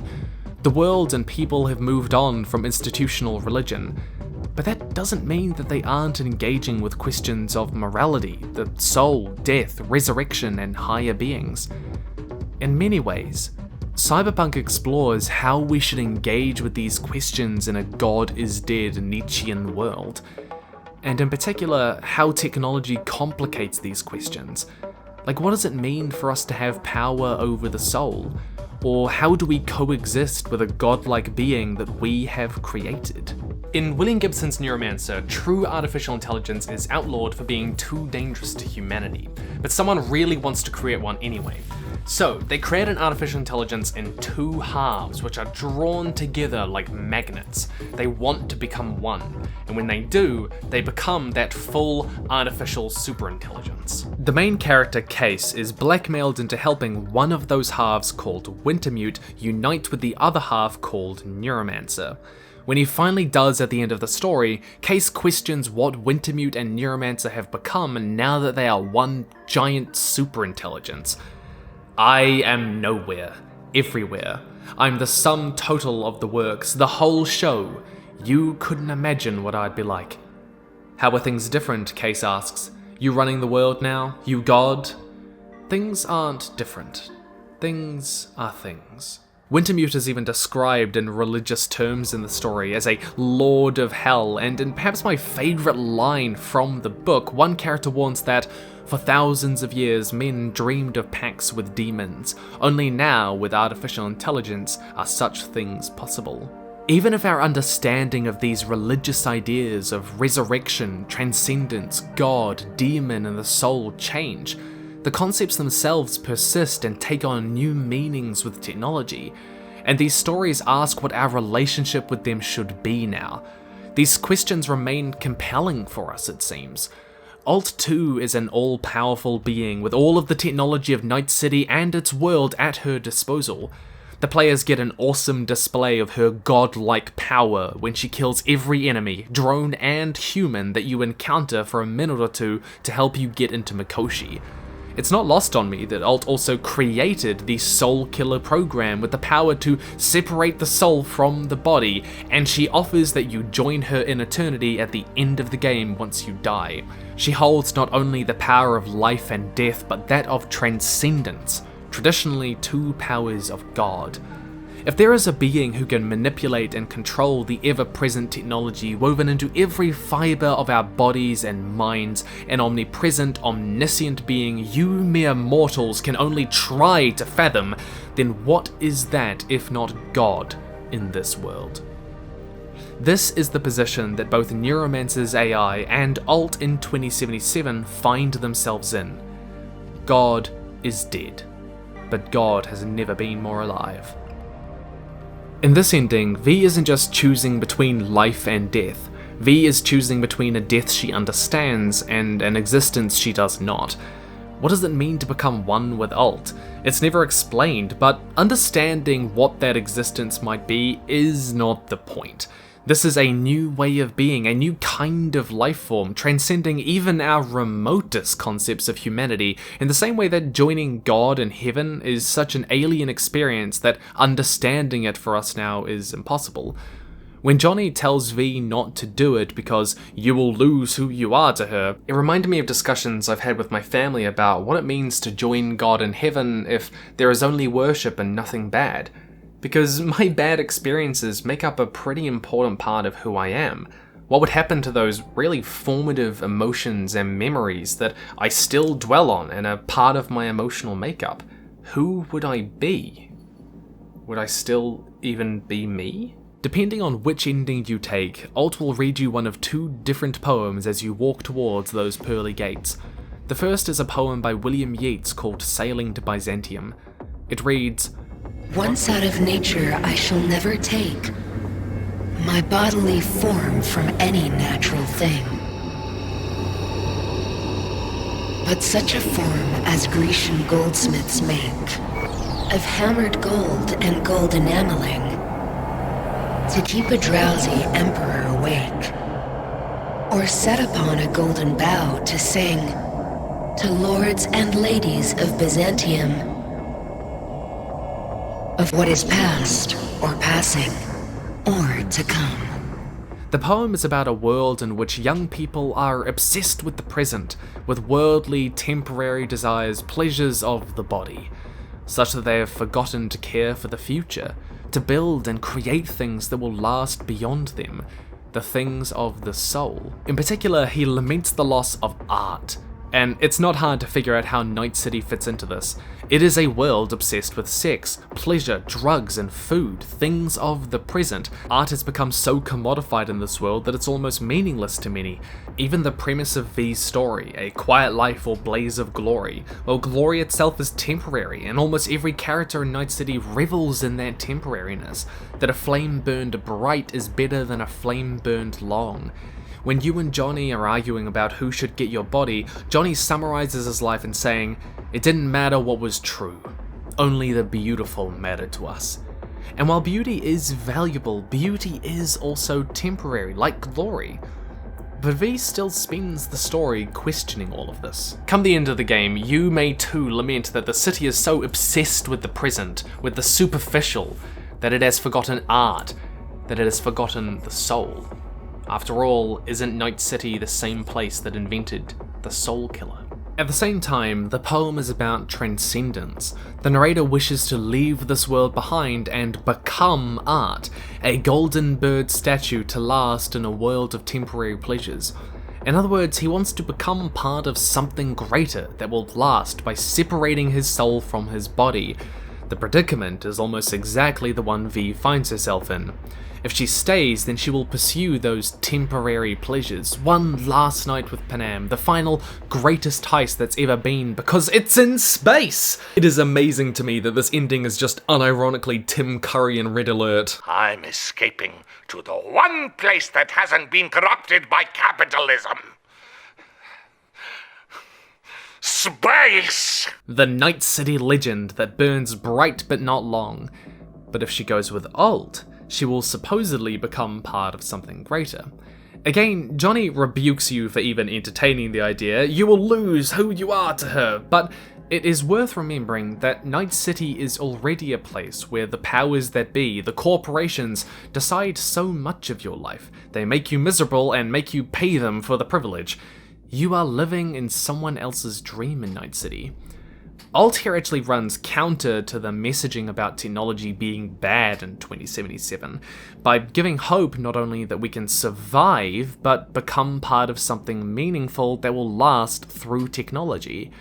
V tells Johnny it's better to be a free spirit than trapped in a dying body. And perhaps she's right. Technology is a way for us to lose our humanity in 2077, but it is also a way for us to become something new that may be even better, to escape the human condition, taking on the same role that religious ritual for passage into the next life once played in our lives. Technology here takes on a divine role. The second poem you might hear is T.S. Eliot's The Lovesong of J. Alfred Prufrock, reading, Let us go then, you and I, when the evening is spread out against the sky, like a patient etherized upon a table. Let us go through certain half-deserted streets, the muttering retreats of restless nights in one-night cheap hotels, and sawdust restaurants and oyster shells. Streets that follow like a tedious argument of insidious intent to lead you to an overwhelming question. Oh, do not ask, what is it? Let us go and make our visit. In this poem, Prufrock is a man who knows that he is growing old and he is soon to die. But he has done, he's done very little with his life because he is so stuck with indecision. Do I dare disturb the universe, he asks. T.S. Eliot's poem here can be read as condemning that quiet life where you put off doing something that truly matters to you because you're too afraid of failing. We have so little time here on Earth before we die, and if you wait for the right moment to do something that matters, that lets you be who you are, before you know it, you're dead. Instead, we should seize the day, do something that matters, revel in our mortality, disturb the universe, even go down in a blaze of glory. The messaging of the Lovesong of J. Alfred Prufrock and Sailing to Byzantium clearly present two opposing views of V's choice here, justifying the decision to survive, to outlast, to become part of something greater, as well as justifying the decision to seize the day, to revel and accept your mortality, to not be ruled by fear. In either case, 2077 lets you decide for yourself without really condemning you. Characters will feel certain ways about each decision. Panam will hate you no matter what if you join Alt and let Johnny take your body, but choosing to become a legend will almost definitely mean that you seemingly abandon Judy as well. Her message in the credits is nearly always showing her feeling lost because you moved on to bigger and better things than her. 2077 unequivocally believes in the soul alongside other stories like 2049, Neuromancer, and Adam Roberts' Purgatory Mount. But transhumanism isn't just about blurring that line between machine and humanity. It's about what breaking down those barriers between man and God truly means. The consequences. Where before, the soul, transcendence, resurrection, judgment, our true nature, and the afterlife were out of our control, Cyberpunk explores worlds where these things are within our control, for better and for worse. Through technology, life, resurrection, and the soul are each at our disposal. In the Blade Runner universe, we can create life in the form of replicants, but corporations just use them as cheap slave labor. The scene in 2049 where Wallace births and murders a replicant is definitely framed as a cruel god toying with his creation. In Richard Morgan's Altered Carbon, humanity can avoid death indefinitely, the final enemy. But what do we do with this power? We create a godlike ruling class of the rich who can no longer die. In 2077, even the soul can go under the knife, but what do we use this ability for? We use it to imprison and torture people for years. If it's true that to see what a man is truly like you should give him power, then Cyberpunk is a dark indictment of human nature. That even without religion, we still need something that religion gives us. Accountability.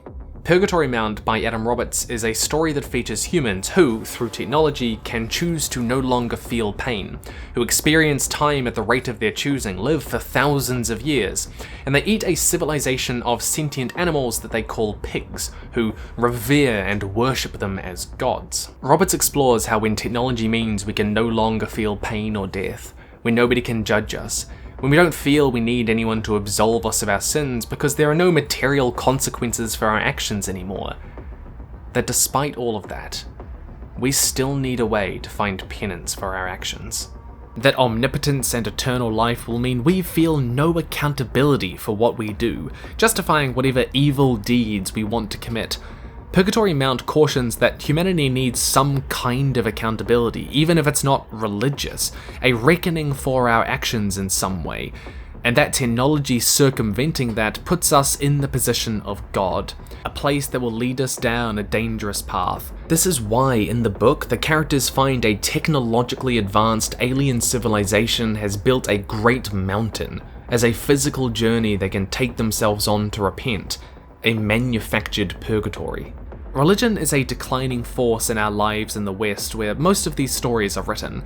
The influence of our religious institutions is somewhat relegated to the cultural sphere rather than the political sphere, at least comparatively to the past. I don't think these stories are saying that humanity is becoming less moral because religion is declining. On the contrary, these stories also heavily critique the role institutional religion plays. But it does say that we as humans have systems in place to regulate how we behave, what we consider moral and immoral, to be punished, held accountable, and rehabilitated for our actions. And when technology gives us even more destructive and creative power over ourselves and the world, we need something that gets us to ask if we should, before whether we can, more than ever. And what will that be? In 1964, Marshall McLuhan famously said, "Man becomes, as it were, the sex organs of the machine world." And in a sense, Alt and her superintelligence is the next stage of human evolution after so long of building technology into our bodies. Glasses, contacts, IVF, artificial hearts, artificial limbs, chrome eyes, chrome bodies, digital consciousness. We become something entirely new. More efficient, better, stronger, faster. But more efficient at what exactly, and what do we lose as we become this? Pat Cadigan's Sinners says we lose our sense of being an individual in doing this. Purgatory Mount says we lose our sense of moral accountability. This is precisely the predicament that humanity finds themselves in Greg Egan's Diaspora, where through technology we have almost perfect control over our evolution. Some of humanity choose to abandon their intelligence and become one with nature. Some of humanity inhabits android bodies because they believe it makes them more authentic. Others exist in a purely digital world, even changing the rate at which they experience time to millions of years to our minute. And Egan really digs into this question of what it means to have such control over who and what we are, because we may be getting far more efficient at solving problems, but less efficient at building a kinder society. If we have the godlike power to control our very nature, then we have an even greater responsibility than before to ensure we evolve into something good and not just more efficient. Katsuhiro Otomo's landmark film Akira introduced this question all the way back in 1988. Two characters, Akira and Tetsuo, develop godlike psychokinetic powers, including the ability to create universes. And at the core of the story is Tetsuo and the wider Japanese society struggling over how to use or deal with these powers, especially destructive ones. One character says, "What if there was some mistake and something like an amoeba was given power like a human? Amoebas don't build their own houses and bridges, do they? They just devour all the food around them." Akira asks whether these increasingly godlike powers of the mind and of technology are inherently self-destructive in a way, that these powers are beyond our ability to use responsibly. The quote suggests that it's an amoeba's nature to devour everything around it, and that even if it had the powers of a human, it wouldn't be able to stop itself just doing more of that, if more efficiently, that it can't escape its nature. And it offers that, like an amoeba, human nature must be limited too, that we're power-hungry, emotional, even destructive, and that at some point these godlike powers may be simply beyond our nature to use responsibly. just as they are beyond us to fully comprehend.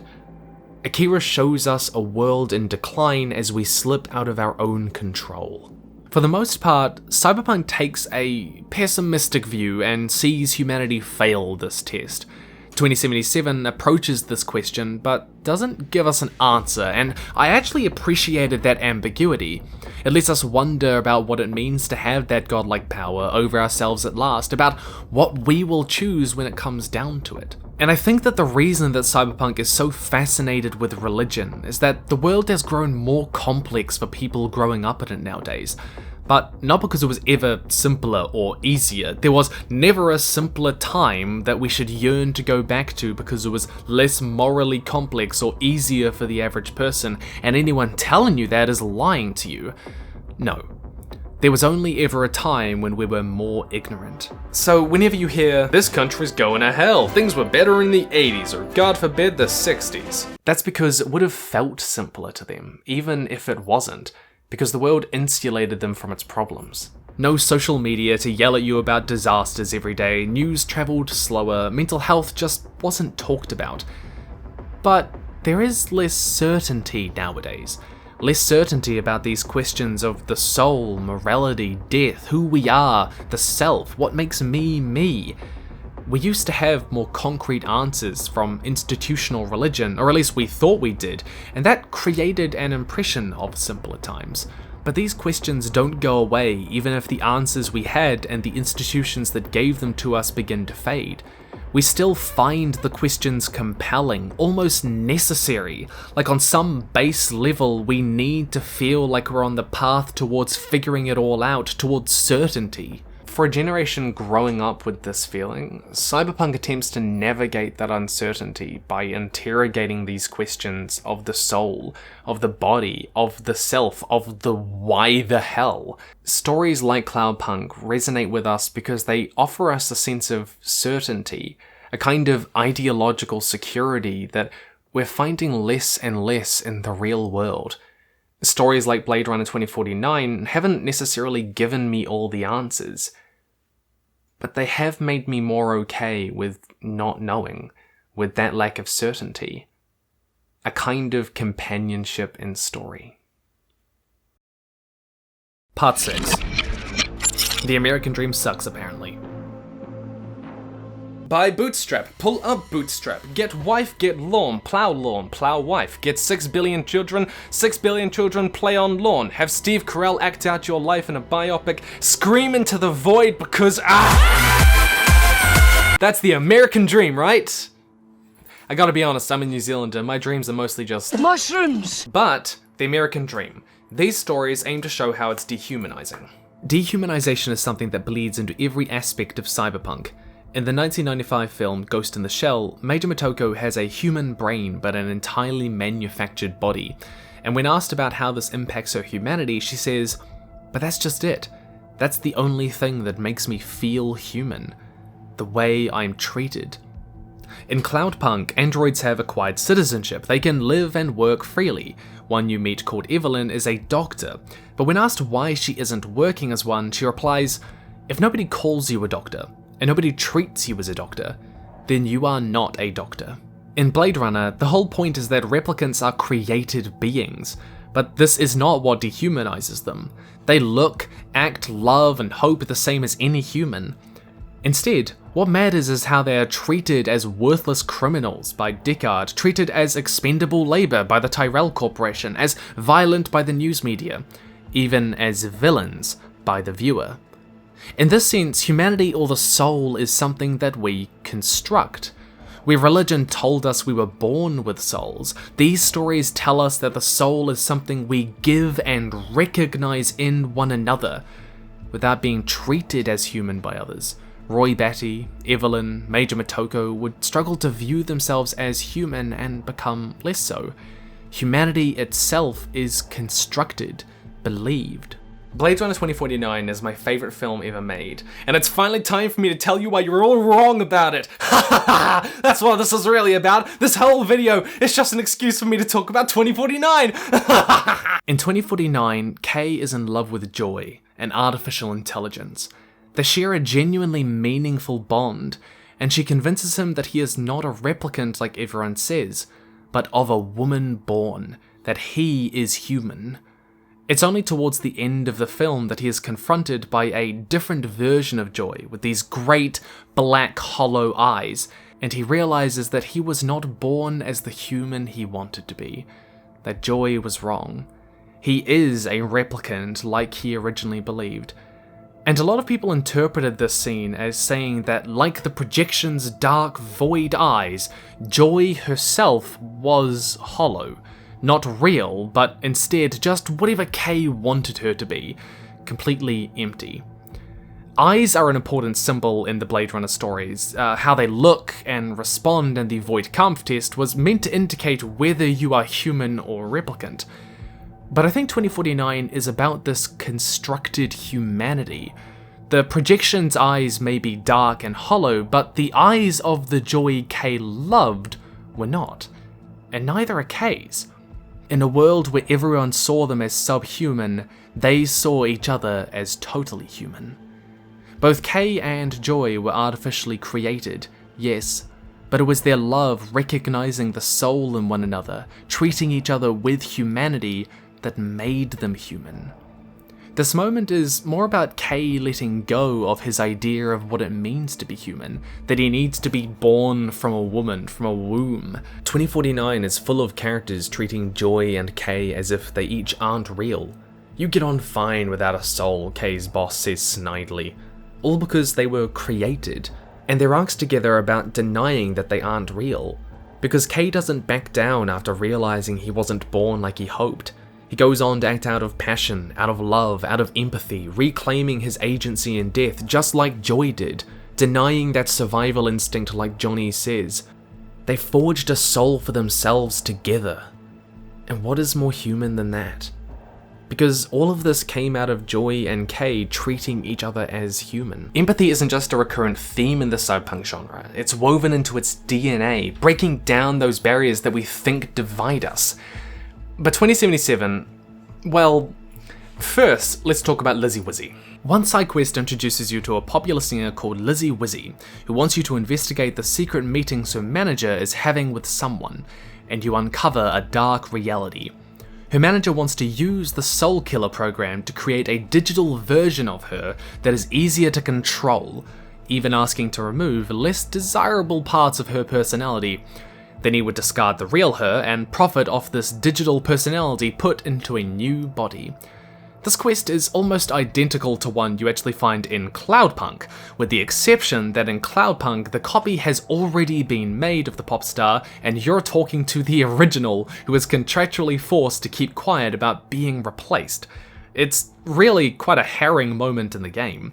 In 2077, dehumanization is systemic. The incentives in the economic system encourage people to dehumanize others, to commodify those around them.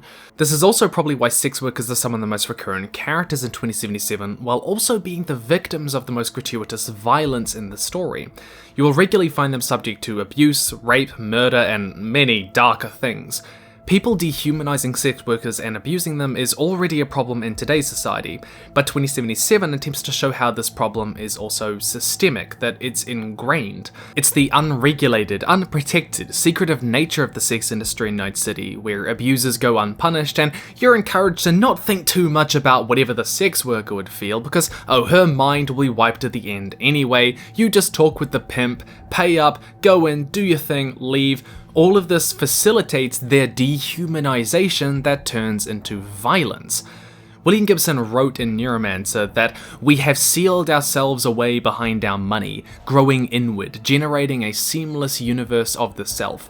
I think that's a really beautiful way to capture how an economy that encourages us to consume for ourselves first, to commodify endlessly, even other people, how that can manifest in selfishness of the worst kind, that we don't see others, just the product that the pimp sells to us. But again, these are glimpses. Though there are some, there aren't that many quests that ask us to show empathy for someone else. In fact, most of the fixer quests, they come with this caveat that, oh, don't worry, you don't have to feel bad about murdering this guy, they're the worst, they're basically Hitler. A business that purposefully puts as many barriers as possible between the customer and seeing the humanity of the people they're with. If humanity is something that we choose to give, then giving it will be harder in certain economic frameworks. In many senses, Cyberpunk gets us to question what progress really means, and this extends to its critique of capitalism, the economic system that prides itself most on fostering innovation and progress. Growing wealth, more powerful and widespread technology, automation, larger GDP, cheap luxury items, a diverse market of goods to buy from all over the world, increasing quality of life as you personally consume more resources. These are all what we would regard as conventionally modernist and capitalist ideas of progress, and they are progress, but they're also heavily intertwined with the American dream. Carving out a kingdom for yourself in the land of the free, a life from poverty to luxury. And Cyberpunk works hard to turn these ideas on their heads and show us how this progress can, in time, become regression. In two important ways.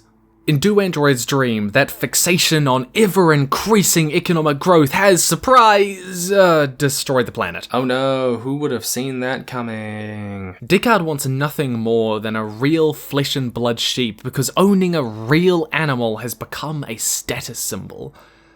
Cloudpunk features similar themes where you encounter a man who claims he has created a new creature when it's really just a falcon.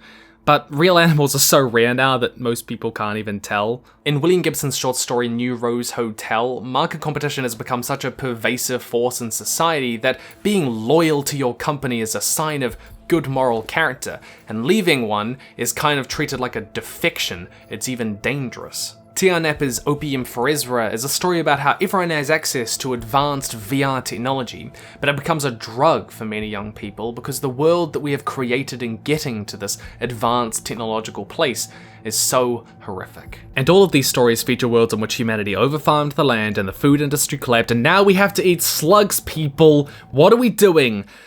We're encouraging people to improve their quality of life by hoarding wealth for themselves has just ended up with a rich overclass who owns everything. In each case, there is a dark underbelly to our ideas of progress. Each of these consequences is deeply rooted in our modernist ideas of progress. More money, more consumption, more products, more experiences, more technology, more furry art, just more for me and less for the world until there is nothing of the world left at all. The most common phrase in the entire game is just two words. No future. It's a slogan written inside every building, painted on protest signs, scrawled in graffiti in alleyways. Because what are you going to do to stop any of this? Drink from metal straws? You're going to do nothing, because you can't. And Night City in 2077 is no different to all of the stories that came before. Kind of jealously so. At the beginning of the game, a character called T-Bug quotes Aristotle saying, "The greatest crimes come from a desire for excess and not necessity." This is what Cyberpunk ultimately tells us is the sin of capitalism, that whether intended or not, our desire for excess and progress, well, destroyed the world. Good job. But this critique isn't profound or new, it's been around since Marx and before, you've heard it all before, I know you have. It's just so coded into the genre now that it's hard to care, especially considering climate change is front and centre with policy these days anyway, and the threats of it are very, very real. We don't really need to be warned anymore because it's already here. But to be honest, looking at it that way, it's just too simplistic. It dismisses the entirety of 2077 as just regurgitating the genre that came beforehand, and it is partly true, but it's also really not. There's a lot of work that went into it that builds on these ideas that we haven't really discussed as much before. Here's how. In 2077, the Arasakas are referred to in terms of royalty numerous times. The head of the family and CEO of the Arasaka Corporation, Saburo, is called Emperor, and he's treated as such by others in the story. The parade that Yorinobu throws to solidify his place as the head of the Arasaka family after Saburo's death is ridiculously reminiscent of royal parades in the past. When you help Hanako in the Arasaka ending, V asks, "What's going to happen if I help you? You ascend to the Arasaka throne?" Arasaka soldiers even wear a chrysanthemum pin, a symbol of the Japanese imperial family. But the point is this. The free market concentrating this much power and this much money in the hands of so few families transforms corporations into royal lineages of sorts, who rule over the masses as they inherit these business empires. having literal land and citizens that they can make rules for. I mean, it's great that we don't have political dynasties, right? So 2077 offers something really interesting, that modernist free market progress won't just reduce quality of life, yeah, we've heard that, but it will regress us societally as we return to a feudal political structure with our democratic institutions growing weaker. No, it won't look the same, but the power structures will be. Sabura's ultimate goal is to use the relic inside your head to live forever, and that's a great example of how modernist technological progress can crystallize power structures, preventing change for who is in power. Progress becomes regression as power and money becomes a hereditary thing again. But there is an even more frightening example of this regression of our social order in Cloudpunk, and it's all to do with something called gentrification. Gentrification is the process of adapting an area for the middle class, and it often ends up pushing poorer residents away because they can no longer afford to live there. And it is also a common sign of modernist progress, the growing wealth of the middle class, as well as a vital part of the American dream. The green lawn, the picket fence, those weird jelly foods that no one should eat. As Rania, you are taxiing a wealthy woman who has never seen the poor underbelly of Nivalis and certainly never wants to see those disgusting creatures. As you're driving, the woman applauds gentrification and explains, oh, the city needs to grow and change, but also it's good for the rich, the middle class, and poor to live in different places. The subtext here being that mixing these classes would make it harder to mix with your own kind. What struck me though was her use of the phrase, we should be different and together, but separate. The language immediately reminds us of the equal but separate segregation doctrine that dominated the United States for decades. When social mobility is getting harder in many countries, how radical income inequality will segregate society between the rich and poor in practice is a warning we should heed. Wealthier people, they already date wealthy people, and a world where the rich and poor do not mix socially just reinforces a cycle of poverty. Once again, modernist progress regresses society, with gentrification turning into a kind of segregation on the basis of class. It's not just a moral decay Cyberpunk warns of, but decay in the structure of our society. It's well known that if you don't see someone's face, it is easier to look down on them. And gentrification literally means that the rich never have to look the poor in the eye. It's no wonder that every rich person you meet in Night City isn't just ignorant of the plight of the poor, but cruel towards them, viewing them as leeches on society, on the people who make the real money like them. This isn't in the law or the constitution, but most of the rules that really govern our society work really aren't. It's city planning with a lack of empathy coded into it. There's a book that can be found all across Night City in 2077 called Chronicles of Titania, where a man explains that people are so much freer and better off since everything is automated. Food, water, sewer systems, transportation. It's that Elon Musk belief that modernist technological progress will solve all of our social problems. They ask you how you are, and you just have to say that you're fine when you're not really fine. Something really tempting to believe in. Another character then replies, are you suggesting that there are none who govern your progress from above your standing, who determine your responsibilities?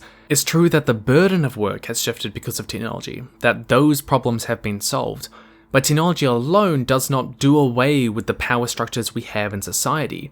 Instead, it suggests that the system will just incorporate the technology, even use it to reinforce these structures, and the more oppressive ones will just persist. And may have even created problems that even run deeper, like that corporations own their workers' body augmentations now. Even the question at the core of the story, do you want a quiet life or to go down in a blaze of glory as a Night City legend, is somewhat capitalist in nature. Becoming a Night City legend doesn't mean bringing the whole system down, no. Even in the ending where you screw Arasaka over the most, all that happens is they lose a lot of money, and Johnny freaking nuked Arasaka Tower, and they just bounce back bigger than ever. Becoming that Night City legend means you get rich, you have connections, you own the Afterlife bar, you go on to fraternize with the most powerful in the city. It means being literally on top of the world because you're in space! Despite trying to sell you on Johnny's resist the system narrative, a lot of the game involves helping the police and helping perpetuate their violence that is inherent in the system. Help! Help! I'm being repressed! The very same kind of violence that you yourself are subject to in the beginning of the Street Kid story when you're beaten to a pulp after already being detained at the bidding of a rich police benefactor. The quest that epitomizes this, I think, is the gig where you go to tell Anna Hewitt, a good cop trying to uncover corruption, that pursuing this investigation will get her killed. The truth is that the higher-ups in the NCPD themselves want the investigation shut down because they benefit from the corruption, and you get to be the one who makes sure that she stops looking any deeper. You become a cog in the machine of corruption, willingly so for that sweet, sweet street cred and those eddies on your way up. It's the American dream, right? You started at the bottom, and when you just pulled yourself up by the bootstraps and put in the effort, you made it. It tricks you so that even when the system screws you over, all you do is come groveling back. And it makes you rich while you do it. It commodifies your descent. Never forget, the house always wins. But that's okay, because you're a good billionaire. It's okay when you're on top, you'll be better, right? These stories channel the fears of the Reagan and Bratcher brands of free market capitalism in the 80s when these stories were written. Some fears of which turned out right, and others of which turned out very, very wrong.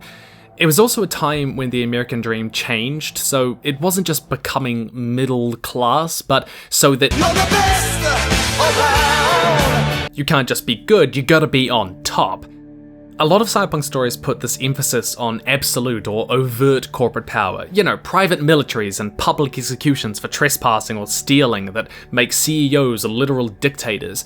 But I think that this kind of world building kind of misses the mark because it's not the type of corporate power that really matters. In Tianappa's short story A Strange Loop, a man decides to make some quick cash by selling off a few memories to a company who then repackage them and sell them off to rich clients who want to experience those things for themselves.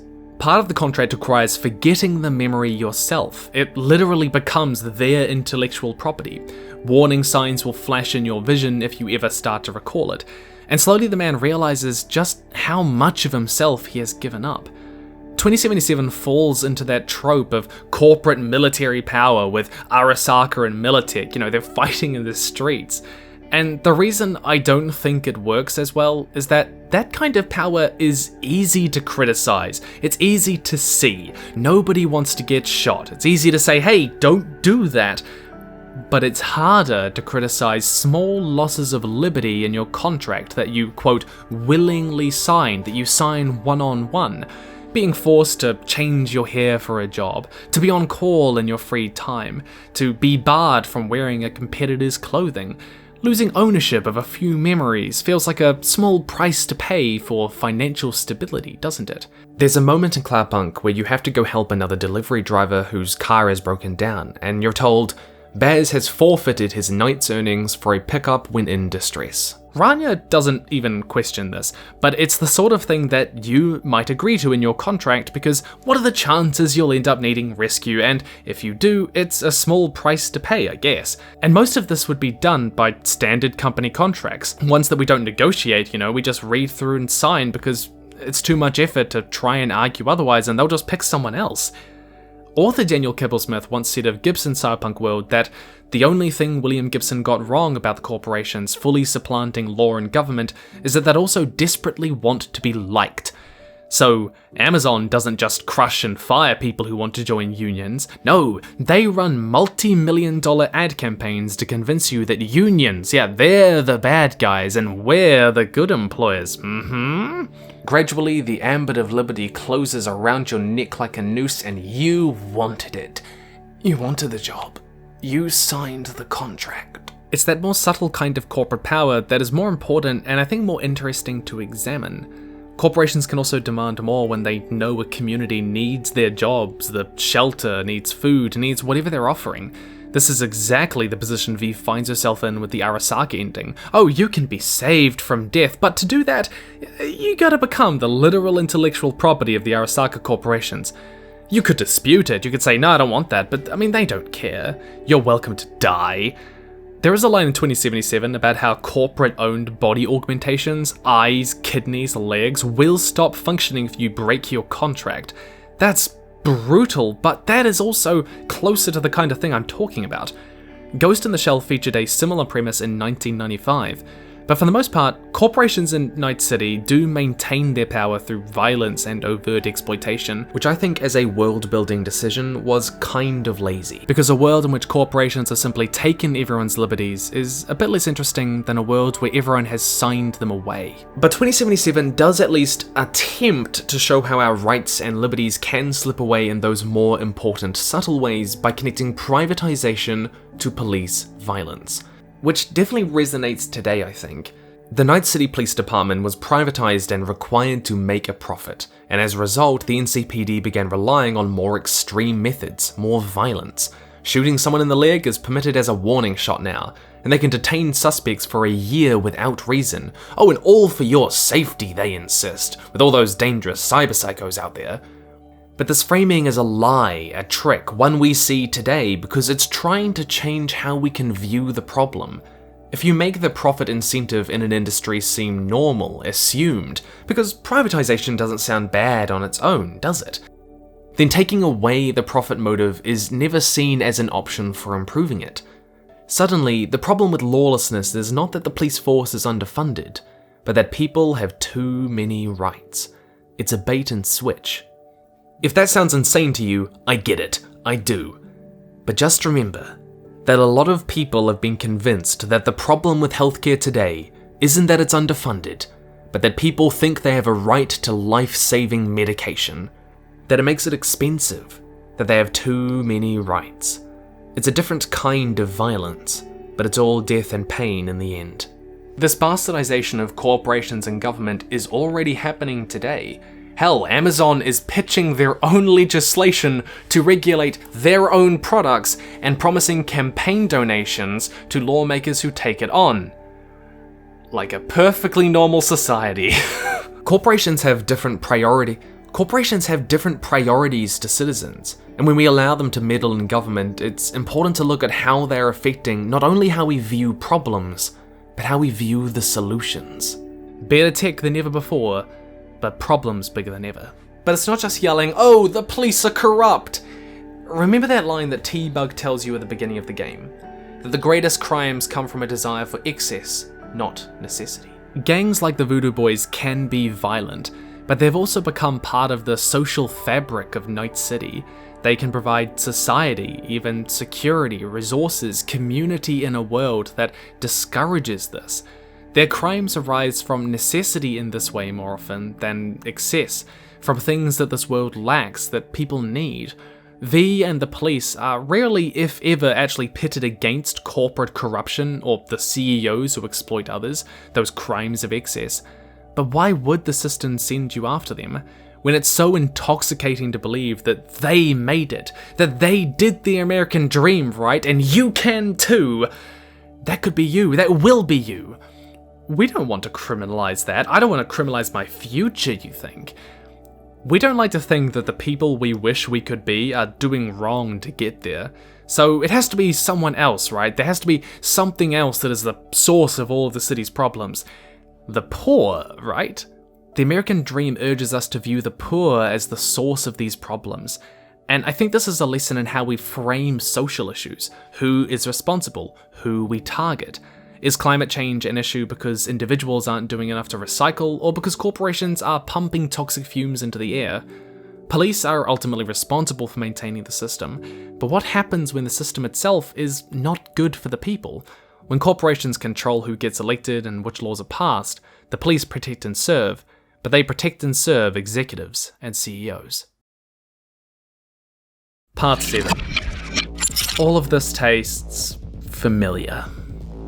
2077 really suffers because very little of what it is new or unique. Other stories have basically done every element of its world and story beforehand, something of a recurring problem so that it crosses over from homage and into unoriginality. I mean, I thought that brain dancers were really cool until I realised that they're basically just taken from William Gibson's short story The Winter Market, where you can take your dreams of sex, death, drugs, whatever, edit them into Hollywood films and sell them off for other people to experience firsthand.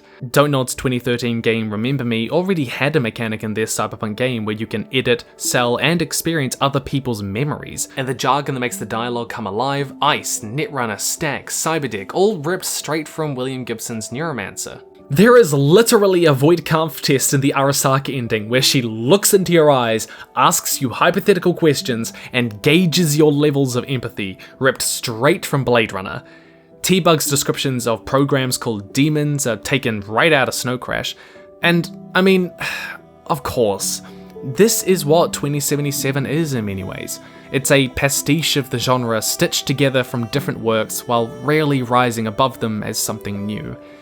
It doesn't make it boring. It's a lot of fun, actually, but it does make it so much less compelling.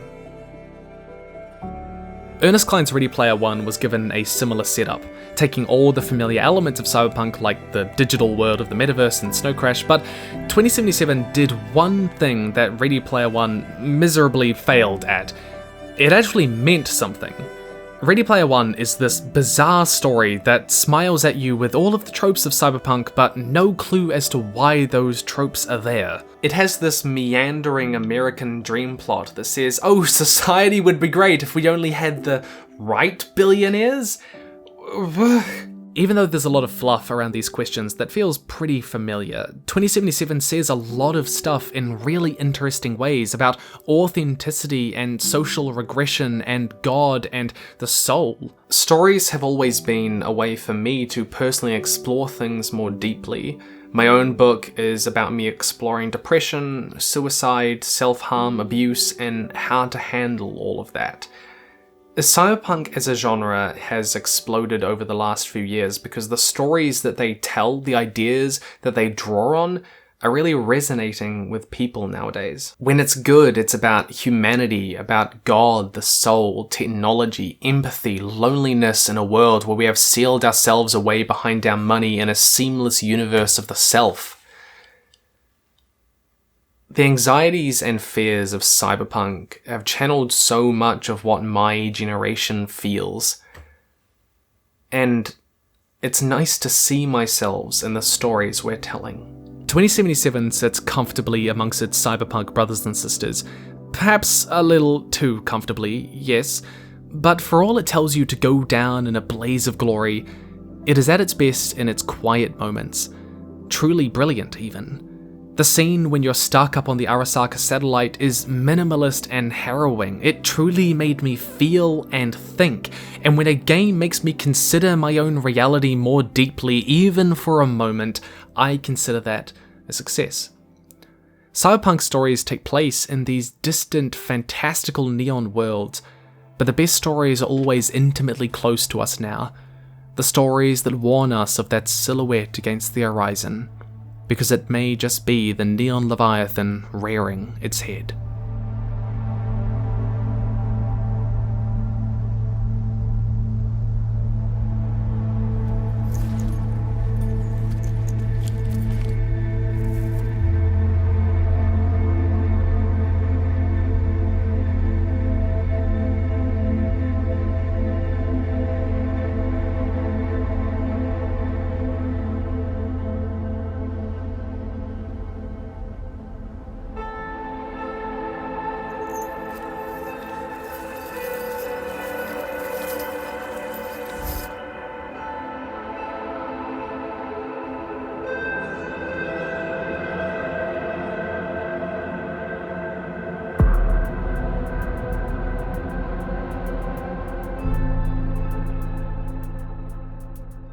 So, you hear me?